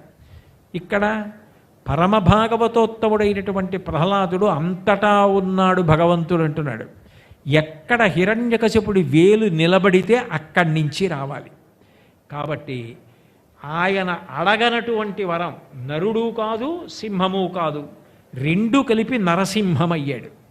నరసింహముగా కేవలముగా ఒక్క స్తంభంలోంచే రాలేదు. నిజానికిట హరి సర్వాకృతులం కలండనుచు ప్రహ్లాదుండు భాషింప సత్వరుడై ఎందుడు లేడనుచు సుతుందైత్యుండు తర్జింప శ్రీనరసింహకృతి దాల్చనచ్యుతుడు నానా జంగమస్థావరోత్కర గర్భంబుల అన్ని దేశములను దండ ప్రభావంబునన్. అంతటా ఉన్నాడని ప్రహ్లాదుడు అంటుంటే హిరణ్యకశిపుడి వేలు ఎక్కడ నిలబడితే అక్కడి నుంచి రావడానికి తొందరపడినటువంటి భగవంతుడు ఈ విశ్వమంతా కూడా ఒక పెద్ద నారసింహం అయిపోయి హిరణ్యకశిపుడి వేలు ఎక్కడాగితే అక్కడి నుంచి బయటికి రావడానికి సిద్ధపడ్డాడు. అంటే వ్యాపకత్వాన్ని నిరూపించాడు. నేను అంతటా ఉన్నాను అని నిరూపించడానికి హిరణ్యకశిపుడి వేలు ఎక్కడ నిలబడిందో ఆ స్తంభంలోంచి ఆ రూపంతో వచ్చాడు. బ్రహ్మగారిచ్చిన వరాన్ని నిలబెట్టాడు. ప్రహ్లాదుడి మాట నిలబెట్టాడు. హిరణ్యకశిపుణ్ణి సంహరించాడు. సంహరించేటప్పుడు మీరు భాగవతం చదివితే ఒక అద్భుతమైన మాట కనపడుతుంది. అసలు అది ప్రాణమున్నది కాదు, చనిపోయినది కాదు. గోళ్ళు ప్రాణం ఉంది కాబట్టి పెరుగుతాయి, కోసేస్తే బాధ ఉండదు. కాబట్టి అవి చనిపోయినవి కావు, బ్రతికున్నవి కావు. ఆ గోళ్ళ గురించి వర్ణించినప్పుడు పోతన గారు ఒక మాట అన్నారు. అంత కఠినమైనటువంటి శరీరమున్న హిరణ్యకశిపుడి యొక్క వక్షస్థలాన్ని ఛేదించేటప్పుడు అవి గుణపాలయ్యాయి, అవి కొడవళ్ళయ్యాయి, అవి గొడ్డళ్ళయ్యాయి, అవి రంపాలయ్యాయి. అయి ఏది కోసేయాలో, ఏది భేదించేయాలో, ఏది పగలగొట్టేయాలో అలా పగలగొట్టేసాయి. అంటే సమస్త శక్తి ఎక్కడ నిలబడిపోయిందంటే ఆ గోళ్లలో నిలబడిపోయింది. అంటే సాధారణంగా గోటితో ఏం చేయగలడంటే గీరగలడంటాం. కానీ హిరణ్యకశిపుడి లాంటి ఒక గొప్ప రాక్షసుడి గుండెలు పగలకొట్టి ప్రాణములు తీసేయడానికి శక్తినంతటినీ గోళ్లల్లోకి ప్రవేశపెట్టగలిగాడు. అంత గొప్ప అవతారం, అంత గొప్ప తత్వావిష్కరణ చేసిన అవతారం, అంత గొప్పగా వ్యాపకత్వాన్ని నిరూపించిన అవతారం యోగ నరసింహుడై ఉంటాడు. ఇక్కడ యోగమునందున్నాడంటే అంత ఆలోచనతో ఉన్నవాడు, అంత ప్రశాంతంగా ఉన్నవాడు. లేకపోతే ఇద్దరి మాట నిలబెట్టి మరీ సంహరించాడు. హిరణ్యకశిపుడి నుండి ప్రహ్లాదుడి మాట, అటు బ్రహ్మగారి మాట. అలా వచ్చినటువంటి నరసింహావతారం యొక్క పేరుందేది మంత్రమయ్యా. నువ్వు అది మననం చేస్తే చాలు, నిన్ను కాపాడేస్తుంది. నరసింహ నీ దివ్య నామమంత్రము చేత దురిత జాలములెల్ల త్రోలవచ్చు.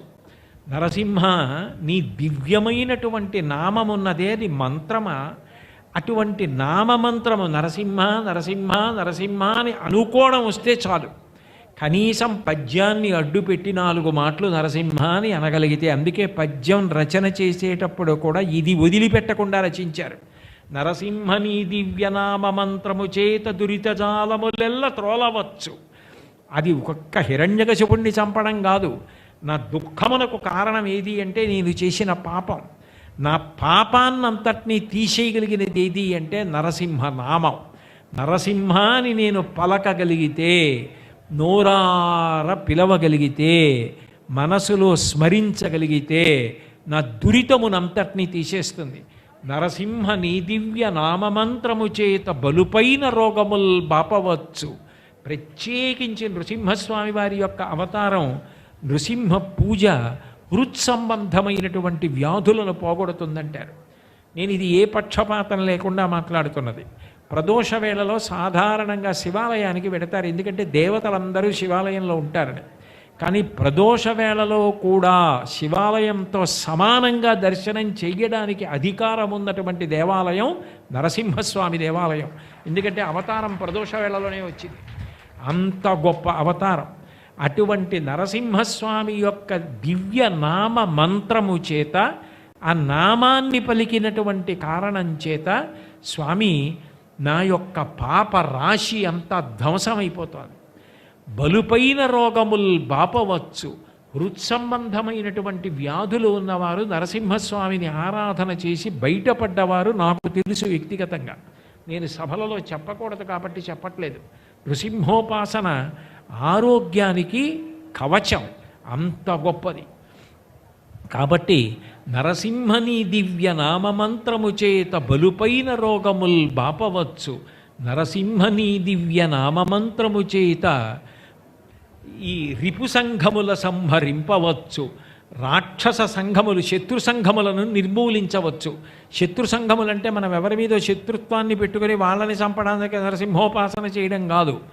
నరసింహోపాసన ఏ శత్రువులు పోవడం కోసము అంటే మనలోనే ఉన్న కామక్రోధ లోభమద మోహమాత్సర్యములనేటటువంటి అరిషడ్వర్గమును పోగొట్టుకోవడానికి నరసింహ మంత్రోపాసన అంత గొప్పది. కాబట్టి నరసింహ నీ దివ్య నామమంత్రము చేత రిపు సంఘముల సంహరింపవచ్చు. నరసింహ నీ దివ్య నామమంత్రము చేత దండహస్తుని బంట్ల తరుమవచ్చు.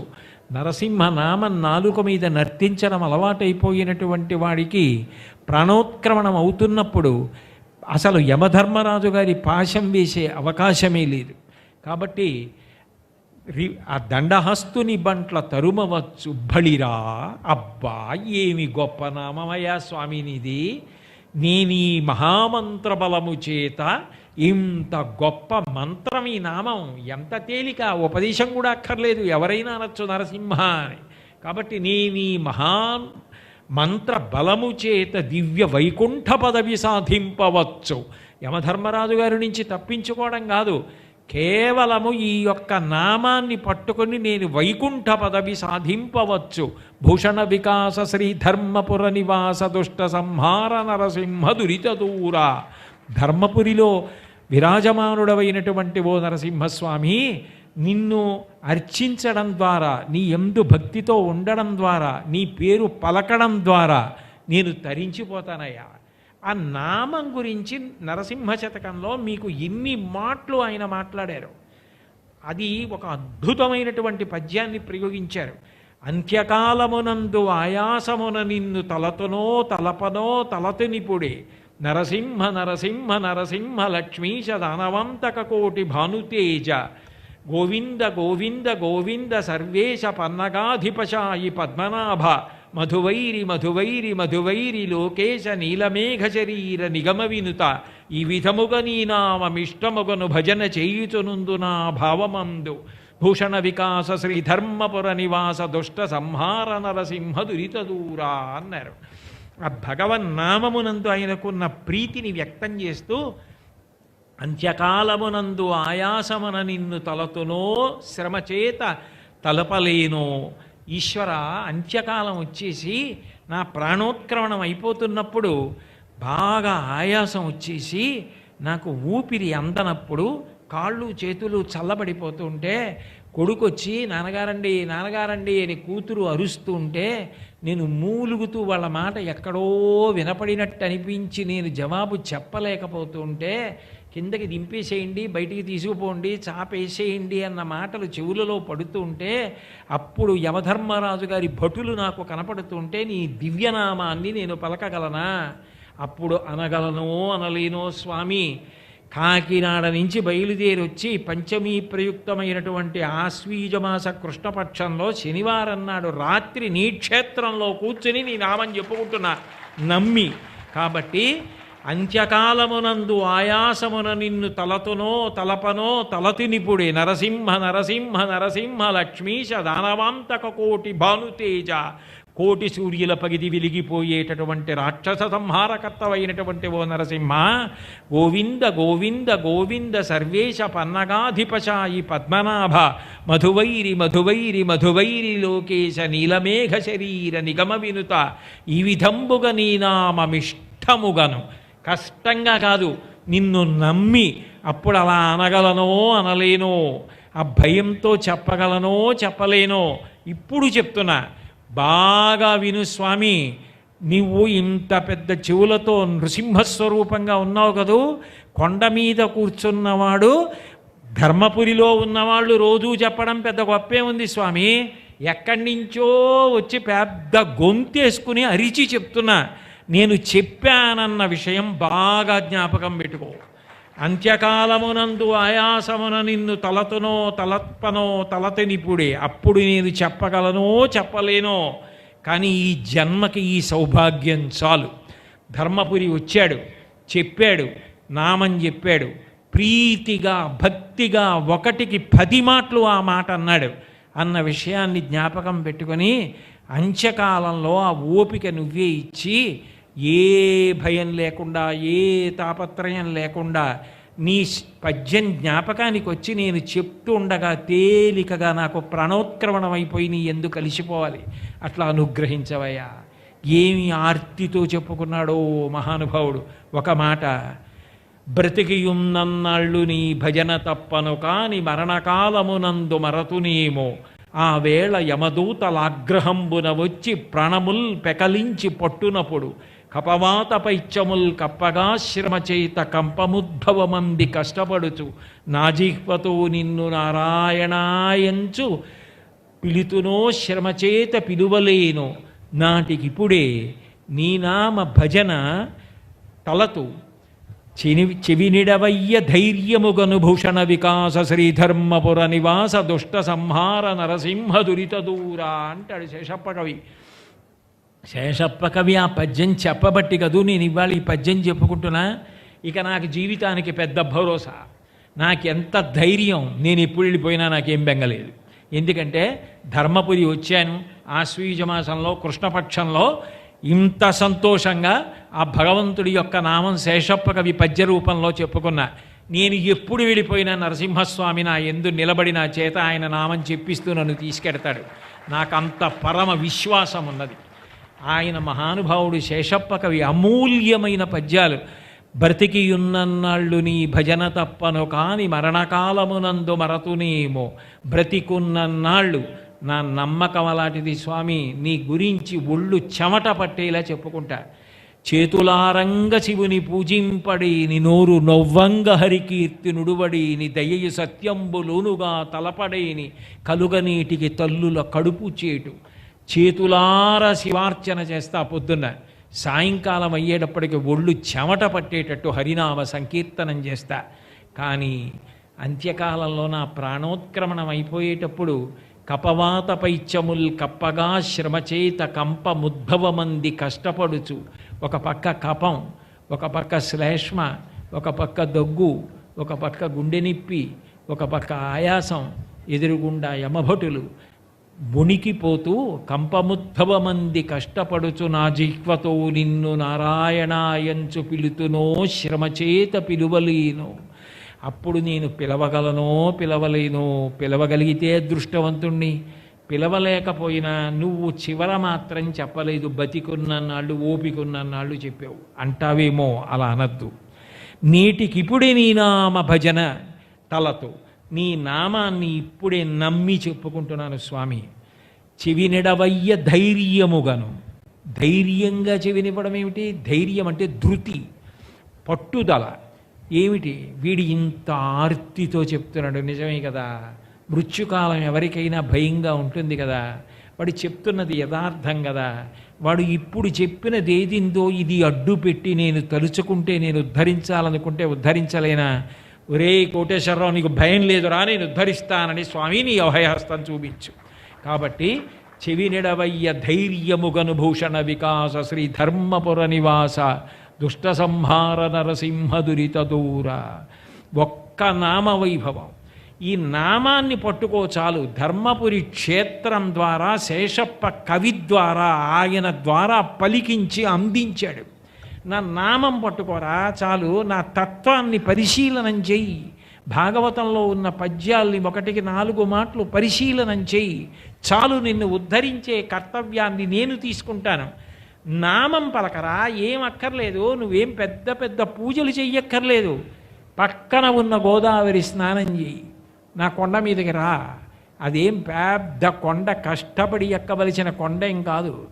ఆ చక్కగా యమధర్మరాజు గారిని ఆంజనేయ స్వామిని దర్శనం చేస్తూ నా మ్రోల వచ్చి నిలబడు. నరసింహ నరసింహ నరసింహ నరసింహ అని నోరార అనుకో చాలు. నేనున్నాను, నేను అండగా నిలబడతాను. వాడు ఉన్నాడని నమ్మకం ఏమిటండి? వాడు ఉన్నాడని శేషప్ప కవి అన్నారు. ఉన్నాడని నమ్మడం ఎలా అంటే, అబ్బో ఏమి పద్యాలు చేశారండి శేషప్ప కవి. జాతి రుణపడిపోయింది ఆయనకి నిజంగా, మహానుభావుడికి. ఒక్కొక్క చోట ఆయన ఎంత గొప్ప గొప్ప పద్యాలు రాశారంటే, ఒక చోట ఆయన అంటారు, అందులో అంటారు, అడవి పక్షులకెవ్వడు ఆహారమిచ్చను, మృగజాతికెవ్వడు మేత పెట్టి.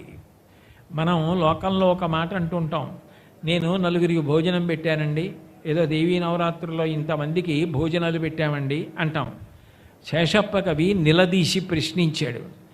అడవి పక్షులకెవ్వడు ఆహారమిచ్చను, మృగజాతికెవ్వడు మేత పెట్టి, జలచరాదులకు భోజనం బెవ్వడిప్పించి, చెట్లకెవ్వడు నీరు చెదిపోసి, స్త్రీల గర్భమునందు శిశులనెవ్వడు పెంచి. అట్లాగే ఈ మకరందమెవ్వడొనర్చి, ఈ తుమ్మెదలకి మకరందాన్ని ఎవడు తయారు చేసి ఇచ్చాడు. అట్లాగే పశువులకెవ్వడు భూరి పెట్టి, ఆ పశువులన్నింటికీ కూడా పచ్చిగడ్డి పెట్టినవాడెవరు అంటే ఆయనే పెట్టాడు. నిజానికి జగత్తుకంతటికీ అన్నం పెట్టగలిగిన వాడెవరు అంటే ఆయన ఒక్కడే పెట్టాలి. దానికి ఆయన ఉన్నాడు అన్న మాటకి ఎంత గొప్ప మాట చెప్పాడో శేషప్పకవి. అడవి పక్షులకెవడు ఆహారం ఇచ్చెను. ఇక్కడ నేను చిలకని పెంచానండి, పంజరంలో పెట్టానండి, అరటి పండు పెట్టానండి, జామ పండు పెట్టానండి అనొచ్చు. అడవిలో కోట్ల పక్షులు ఉన్నాయి. కోట్ల పక్షులు రకరకాల ఆహారాలు తింటాయి. కొన్ని మాంసాహారం తినే ఉన్నాయి, కొన్ని శాకాహారం తినే ఉన్నాయి, కాయలు తినే ఉన్నాయి, పళ్ళు తినే ఉన్నాయి, పురుగులు తినే ఉన్నాయి. ఇన్నింటికి కావలసిన ఆహారాన్ని తయారు చేసి పెట్టిన అన్నదాత ఎవడురా? నేను ఇంటికి అన్నం పెడుతున్నానని ఎప్పుడైనా ఎక్కడైనా బోర్డు పెట్టాడు ఆయన? అడవి పక్షులకెవడు ఆహారం ఇచ్చను, మృగజాతికెవ్వడు మేత పెట్టే. మృగములున్నాయి, కొన్ని శాకాహారం తింటాయి, కొన్ని మాంసాహారం తింటాయి. కుందేలుంది, మేకుంది, గొర్రెంది, ఈ గొర్రె, మేక, ఆవు, ఎద్దు ఇటువంటివన్నీ కూడా శాకాహారం తింటాయి. ఏనుగు శాకాహారం తింటుంది. కొన్ని శాకాహారము తింటాయి, మాంసాహారము తింటాయి. పిల్లుంది, పాలు తాగుతుంది. ఎలక మాంసము తింటుంది.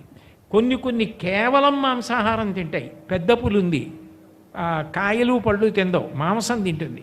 కొన్ని ఉన్నాయి శాకాహారము మాత్రమే తిని బలిసినటువంటి ప్రాణి యొక్క మాంసం తినడం ఇష్టపడతాయి. సింహం ఉంది, కేవలం శాకాహారం తిని పెరిగేటటువంటి ఏనుగు మాంసాన్ని ఇష్టపడుతుంది.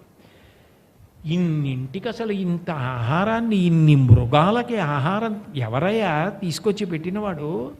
మృగజాతికెవ్వడు మేత పెట్టే, జలచరాదులకు భోజనం బెవ్వడిప్పించే. నీళ్లల్లో ఉండేటటువంటి ప్రాణులు తిరుగుతుంటాయి. చేపలు, కప్పలు, పీతలు, పురుగులు నీళ్లల్లో తిరుగుతాయి. నీళ్లల్లో తిరిగేటటువంటి ప్రాణులకు పట్టుకెళ్ళి ఇన్ని ప్రాణులకు అన్నం పెట్టిన వాడెవరు? చెట్లకెవ్వడు నీరు చెదిపోసే. ఈ చెట్లకి ఎన్ని చెట్లు, ఒకటా రెండా, ఏవో కొన్ని చెట్లు అంటే మనం ఆ నీళ్లు పోస్తాం. ఏదో మన పెరట్లో పెంచుకున్నటువంటి చెట్లకి అరణ్యాలు పెరుగుతున్నాయి, ఎన్నో చెట్లు పెరుగుతున్నాయి. ఇంత వర్షం పడుతోంది, వర్షం పడి ఎన్ని విత్తనాలో మొక్కలు అవుతున్నాయి, చెట్లు అవుతున్నాయి. ఇవన్నీ ఎవరు చేస్తున్నవాడు? ఒక కుక్కకి 6 పిల్లలు పుడతాయి. పుట్టినప్పుడు 6 పిల్లలకి పాలివ్వాలని చెప్పి ఎక్కడో ఎవరో తీర్థయాత్రకు వెళ్ళినటువంటి వాళ్ళ ఇంటి గేటు దూకి వాళ్ళ మేడమెట్ల కింద ఏ ప్రాణి చెనకని చోట అది 6 పిల్లల్ని పెట్టి తను బయటికి వెళ్ళి తిని వచ్చి 6 పిల్లలకి పాలిస్తుంది. ఒక పంది తన పిల్లల్ని పోషించుకుంటుంది. కోడి బలహీనమైన ప్రాణి తన పిల్లల్ని కొక్కొక్కొక్కొక్కొక్క అంటూ చుట్టూ తిప్పుకుంటూ తిరుగుతూ పైన గ్రద్ద కనపడేటప్పటికీ పిల్లల్ని రెక్కల కింద పెట్టేసుకొని కంఠం ఎత్తి ముందు నా కంఠం దునుమాడి తర్వాత నా పిల్లల్ని తినమంటుంది. ఎవడయా ఈ ప్రేమ పెట్టినవాడు? ఎవడు ఈ పిల్లలందరికీ పోషించే శక్తి తల్లి ప్రాణికి ఇచ్చినవాడు ఎవరు? రామకృష్ణ పరమహంస అంటారు, గుడ్డుని పొదుగుతున్న పక్షి బొమ్మ గీయగలవేమో కానీ నాలోంచి వచ్చిన గుడ్డు మీద నేను కూర్చుని నా వేడి గుడ్డు పెంకు ద్వారా పిండాన్ని పొదిగిస్తున్నప్పుడు అందులోంచి పిల్ల పుడుతుంది, నేను తల్లినవుతానని తల్లి పక్షి పొందుతున్న ఆనందాన్ని కళ్ళల్లో గీయగలిగిన చిత్రకారుడు ఉంటాడా? ఎవరు పెట్టాడు ఇవన్నీ? ఎవడు చేస్తున్నాడు? ఆ మాతృప్రేమ ఎక్కడిది? ఆ తల్లికి అంత ప్రేమ ఎక్కడి నుంచి వచ్చింది? ఎందుకు కాపాడుకుంటోంది?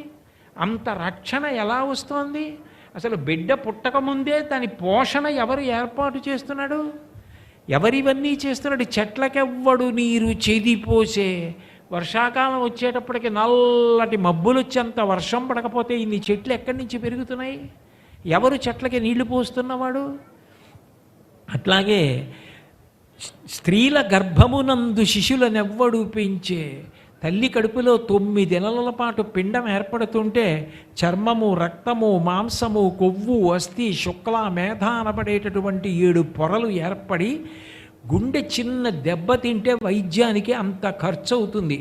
70 ఏళ్ళు, 80 ఏళ్ళు, 90 ఏళ్ళు ఆగకుండా పనిచేసేటటువంటి గుండెని, అంత సున్నితమైన కంటిని, కంటి గుడ్డుని, ఇన్ని ఎముకలు, ఇన్ని ప్రేగులు, ఇన్ని రక్తనాళాలు, ఆగకుండా అరికాలు నుంచి మెదడ వరకు, సన్నటి రక్తకేశనాళికల వరకు నిరంతరం రక్తం ప్రవహిస్తూ, నిద్రపోతున్న ఊపిరి తీస్తూ, ఊపిరి విడిచిపెడుతూ, తిన్నదాన్ని జీర్ణం చేస్తూ, తెల్లవారేటప్పటికి మిగిలిపోయినటువంటి మలాన్నంతటినీ సంవరణీకండరముల సడలిపోయి బయటికి వెళ్ళిపోయేటట్టు చేస్తూ, ఇవన్నీ చేస్తున్నవాడు ఎవడో ఒకడు లేకపోతే ఎలా నడిచింది? ఇది తయారు చేసిన వాడు ఎవరో లేకపోతే ఈ వేదిక ఎలా వచ్చింది? ఇవన్నీ చేసిన వాడు లేకపోవడం ఏమిటి?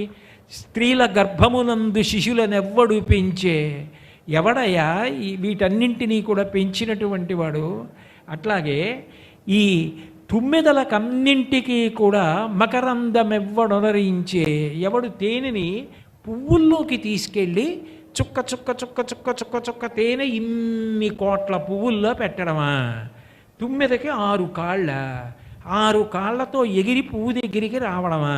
పువ్వు మీద కూర్చోవడమా? ఆ పువ్వు లోపల ఉన్న మకరందపానం చేయడానికి వీలుగా దానికి తొండమా? గుచ్చి ఆ మకరందాన్ని పీల్చడమా? ఎగిరి వెళ్ళిపోవడమా? ఎవరయ్యా ఈ వ్యవస్థ పెట్టినవాడు? ఇన్ని కోట్ల తుమ్మెదలకి కావలసినంత తేనె తెల్లవారేటప్పటికీ ఇన్ని పువ్వుల్లో నింపుతూ ఉండాలి. ఎవరు నింపుతున్నాడు? పశువులకు ఎవ్వడు సమకూర్చే పచ్చిబూరి, ఆవులకి, గేదెలకి, గొర్రెలకి, మేకలకి కొన్ని వందలు, వేలు, లక్షలు, కోట్లు వీటన్నింటికీ తినడానికి పచ్చిగడ్డి ఏర్పాటు చేసిన వాడెవరు? ఈ లోకంలో ఉన్నటువంటి ప్రాణులకు నిజానికి అన్నం పెట్టడం అంటే నువ్వు చెయ్యాలి తప్ప యథార్థానికి వేరు దాత లేడు. ఇంకొకడెవరో అన్నం పెడుతున్నవాడు ఎవరూ లేడు. ఆయన చేసిందే. మహాభారతం ఆరణ్య పర్వంలో ధౌమ్యుడు ధర్మరాజు గారితో అంటాడు, సూర్యనారాయణమూర్తిగా ప్రకాశించి ముందు అన్ని మొక్కలలోనూ పత్రహరితాన్ని ఏర్పాటు చేసి శాకాహారాన్ని మాంసాహారులు తిని బలిస్తే మాంసాహారులు కేవలంగా ఉన్న ప్రాణులు ఈ శాకాహారం తిని బలిసిన ప్రాణులను తిని అవి బతుకుతూ ఉంటాయి. ఇంత ఆహారాన్ని ఒక్క సూర్యనారాయణమూర్తి స్వరూపంతో లోకంలో ఇంతమందికి వడ్డిస్తున్నవాడు భగవానుడు. అటువంటి భగవంతుడు లేడు అనడానికి అవకాశం ఎక్కడిది? ఇన్ని చేస్తున్నవాడు ఎక్కడున్నాడు అని చూడాలని నీకు అనిపిస్తే, రేపు ఉదయం దేవాలయంలోకి వెళ్ళినప్పుడు నరసింహ అన్న పేరుతో నిలబడి ఉన్నాడే, ఆయనే ఇంతమందికి అన్నం పెడుతున్నవాడు. నరసింహుడంటే కేవలం హిరణ్యగజపుడిని చంపినవాడు ఒక్కడే అనుకుంటున్నావేమో, కాదు. జగత్తులో ఇన్ని ప్రాణులకు అన్నమును పెడుతున్నవాడు ఆయనొక్కడే. అటువంటి మహా అన్నదాత అయినటువంటి పరమాత్మ, విష్ణుస్వరూపుడు, స్థితికారుడు అయినటువంటి నరసింహుడు ఎంత గొప్పవాడు. భూషణ వికాస శ్రీధర్మపుర నివాస దుష్ట సంహార నరసింహ దురితతూరా అంటాడు శేషప్ప కవి. అంటే ఒక్కొక్క పద్యాన్ని చదువుతుంటే ధర్మపురి క్షేత్రంలో వెలసినటువంటి నరసింహస్వరూపం ద్వారా భగవంతుని యొక్క ఉనికి, భగవంతుని యొక్క కారుణ్యం, భగవంతుని యొక్క అనుగ్రహం మనందరికీ అర్థమయ్యేటట్టుగా అంత గొప్ప శతకాన్ని రచించగలిగిన శక్తిని కూడా నిజానికి ఆ నరసింహస్వామి ఆ శేషప్ప కవి యందు ప్రవేశపెట్టి, ఆయన శరీరం వెళ్ళిపోయిందేమో, ఆయన మాత్రం శతక స్వరూపంతో ఇప్పటికీ భూమి మీద అలా నిలబడిపోయారు. అంత గొప్ప శతకాన్ని మనకి అనుగ్రహించారు. అటువంటి శతకం పుట్టినటువంటి ప్రదేశం, అటువంటి మహాభక్తుడు సంచరించినటువంటి ప్రదేశం, ఇంత గొప్ప క్షేత్రం, ఇంత గొప్ప నది, ఇటువంటిది ఎక్కడుంటుంది? ఇటువంటి క్షేత్రానికి రావడం కన్నా సంతోషకరమైన విషయం లోకంలో ఇంకొకటి ఎక్కడ ఉంటుంది? అందుకే నిజానికి కాకినాడ నుంచి బయలుదేరి ఇక్కడికి రావడం కించిత్ కష్టమైనప్పటికీ ఇంతకన్నా గొప్ప శాశ్వతమైన సుఖం ఇవ్వగలిగిన క్షేత్రం ఎక్కడుంటుంది అని బయలుదేరి వచ్చాను తప్ప అన్యమైనది ఏది ఆశించి కాదు. అంత గొప్ప క్షేత్రం. ఒక్కటి మాత్రం పరమసత్యం, మీరందరూ పరమ భాగ్యవంతులు. ఎన్ని కోట్ల జన్మల పుణ్యం ఉంటే మీరు ఇంత గొప్ప క్షేత్రంలో నివాసం చేస్తున్నారు. మీ వంటి మహాపుణ్యాత్ములైన వారిని ప్రదోష సమయంలో ఇంతమందిని చూస్తూ నరసింహస్వామి వారి యొక్క విరాట్ స్వరూపాన్ని చూసినట్టుగా సహస్రాక్ష సహస్రపాత్ అన్నట్టుగా ఇన్ని నరసింహస్వరూపాలుగా మీ వంటి భక్తుల్ని చూస్తూ భగవన్నామం గురించి భగవద్వైభవం గురించి చెప్పుకునేటటువంటి అదృష్టాన్ని నాకు ఇచ్చిన నరసింహస్వామి వారి పాదార విందములకు శిరసు తాటించి నమస్కరిస్తూ మళ్ళీ రేపు సాయంకాలం 6:30 తిరిగి కలుసుకున్నప్పుడు నా చేత నరసింహస్వామి పలికించినంత మేర పలకగలనని తెలియచేసుకుంటూ మంగళాశాసనపరై మదాచార్య పురోగమై సర్వైశ్చ పూర్వైరాచార్యై సత్కృతాయాస్తు మంగళం మంగళం కోసలేంద్రాయ మహనీయ గుణాత్మనే చక్రవర్తి తనూజాయ సర్వభౌమాయ మంగళం ఉమాకాంతాయ కాంతాయ కామితార్థప్రదాయినే శ్రీగిరీశాయ దేవాయ మలినాథాయ మంగళం. అటువంటి మధుపాళికెవ్వడు మకరందమునరించే ఇన్ని తుమ్మెదలకి మధువందించిన వాడే నా మాటలకి కూడా ఆ తేనె తీయదనాన్ని ఇవ్వాలని కోరుకుంటూ స్వస్తి.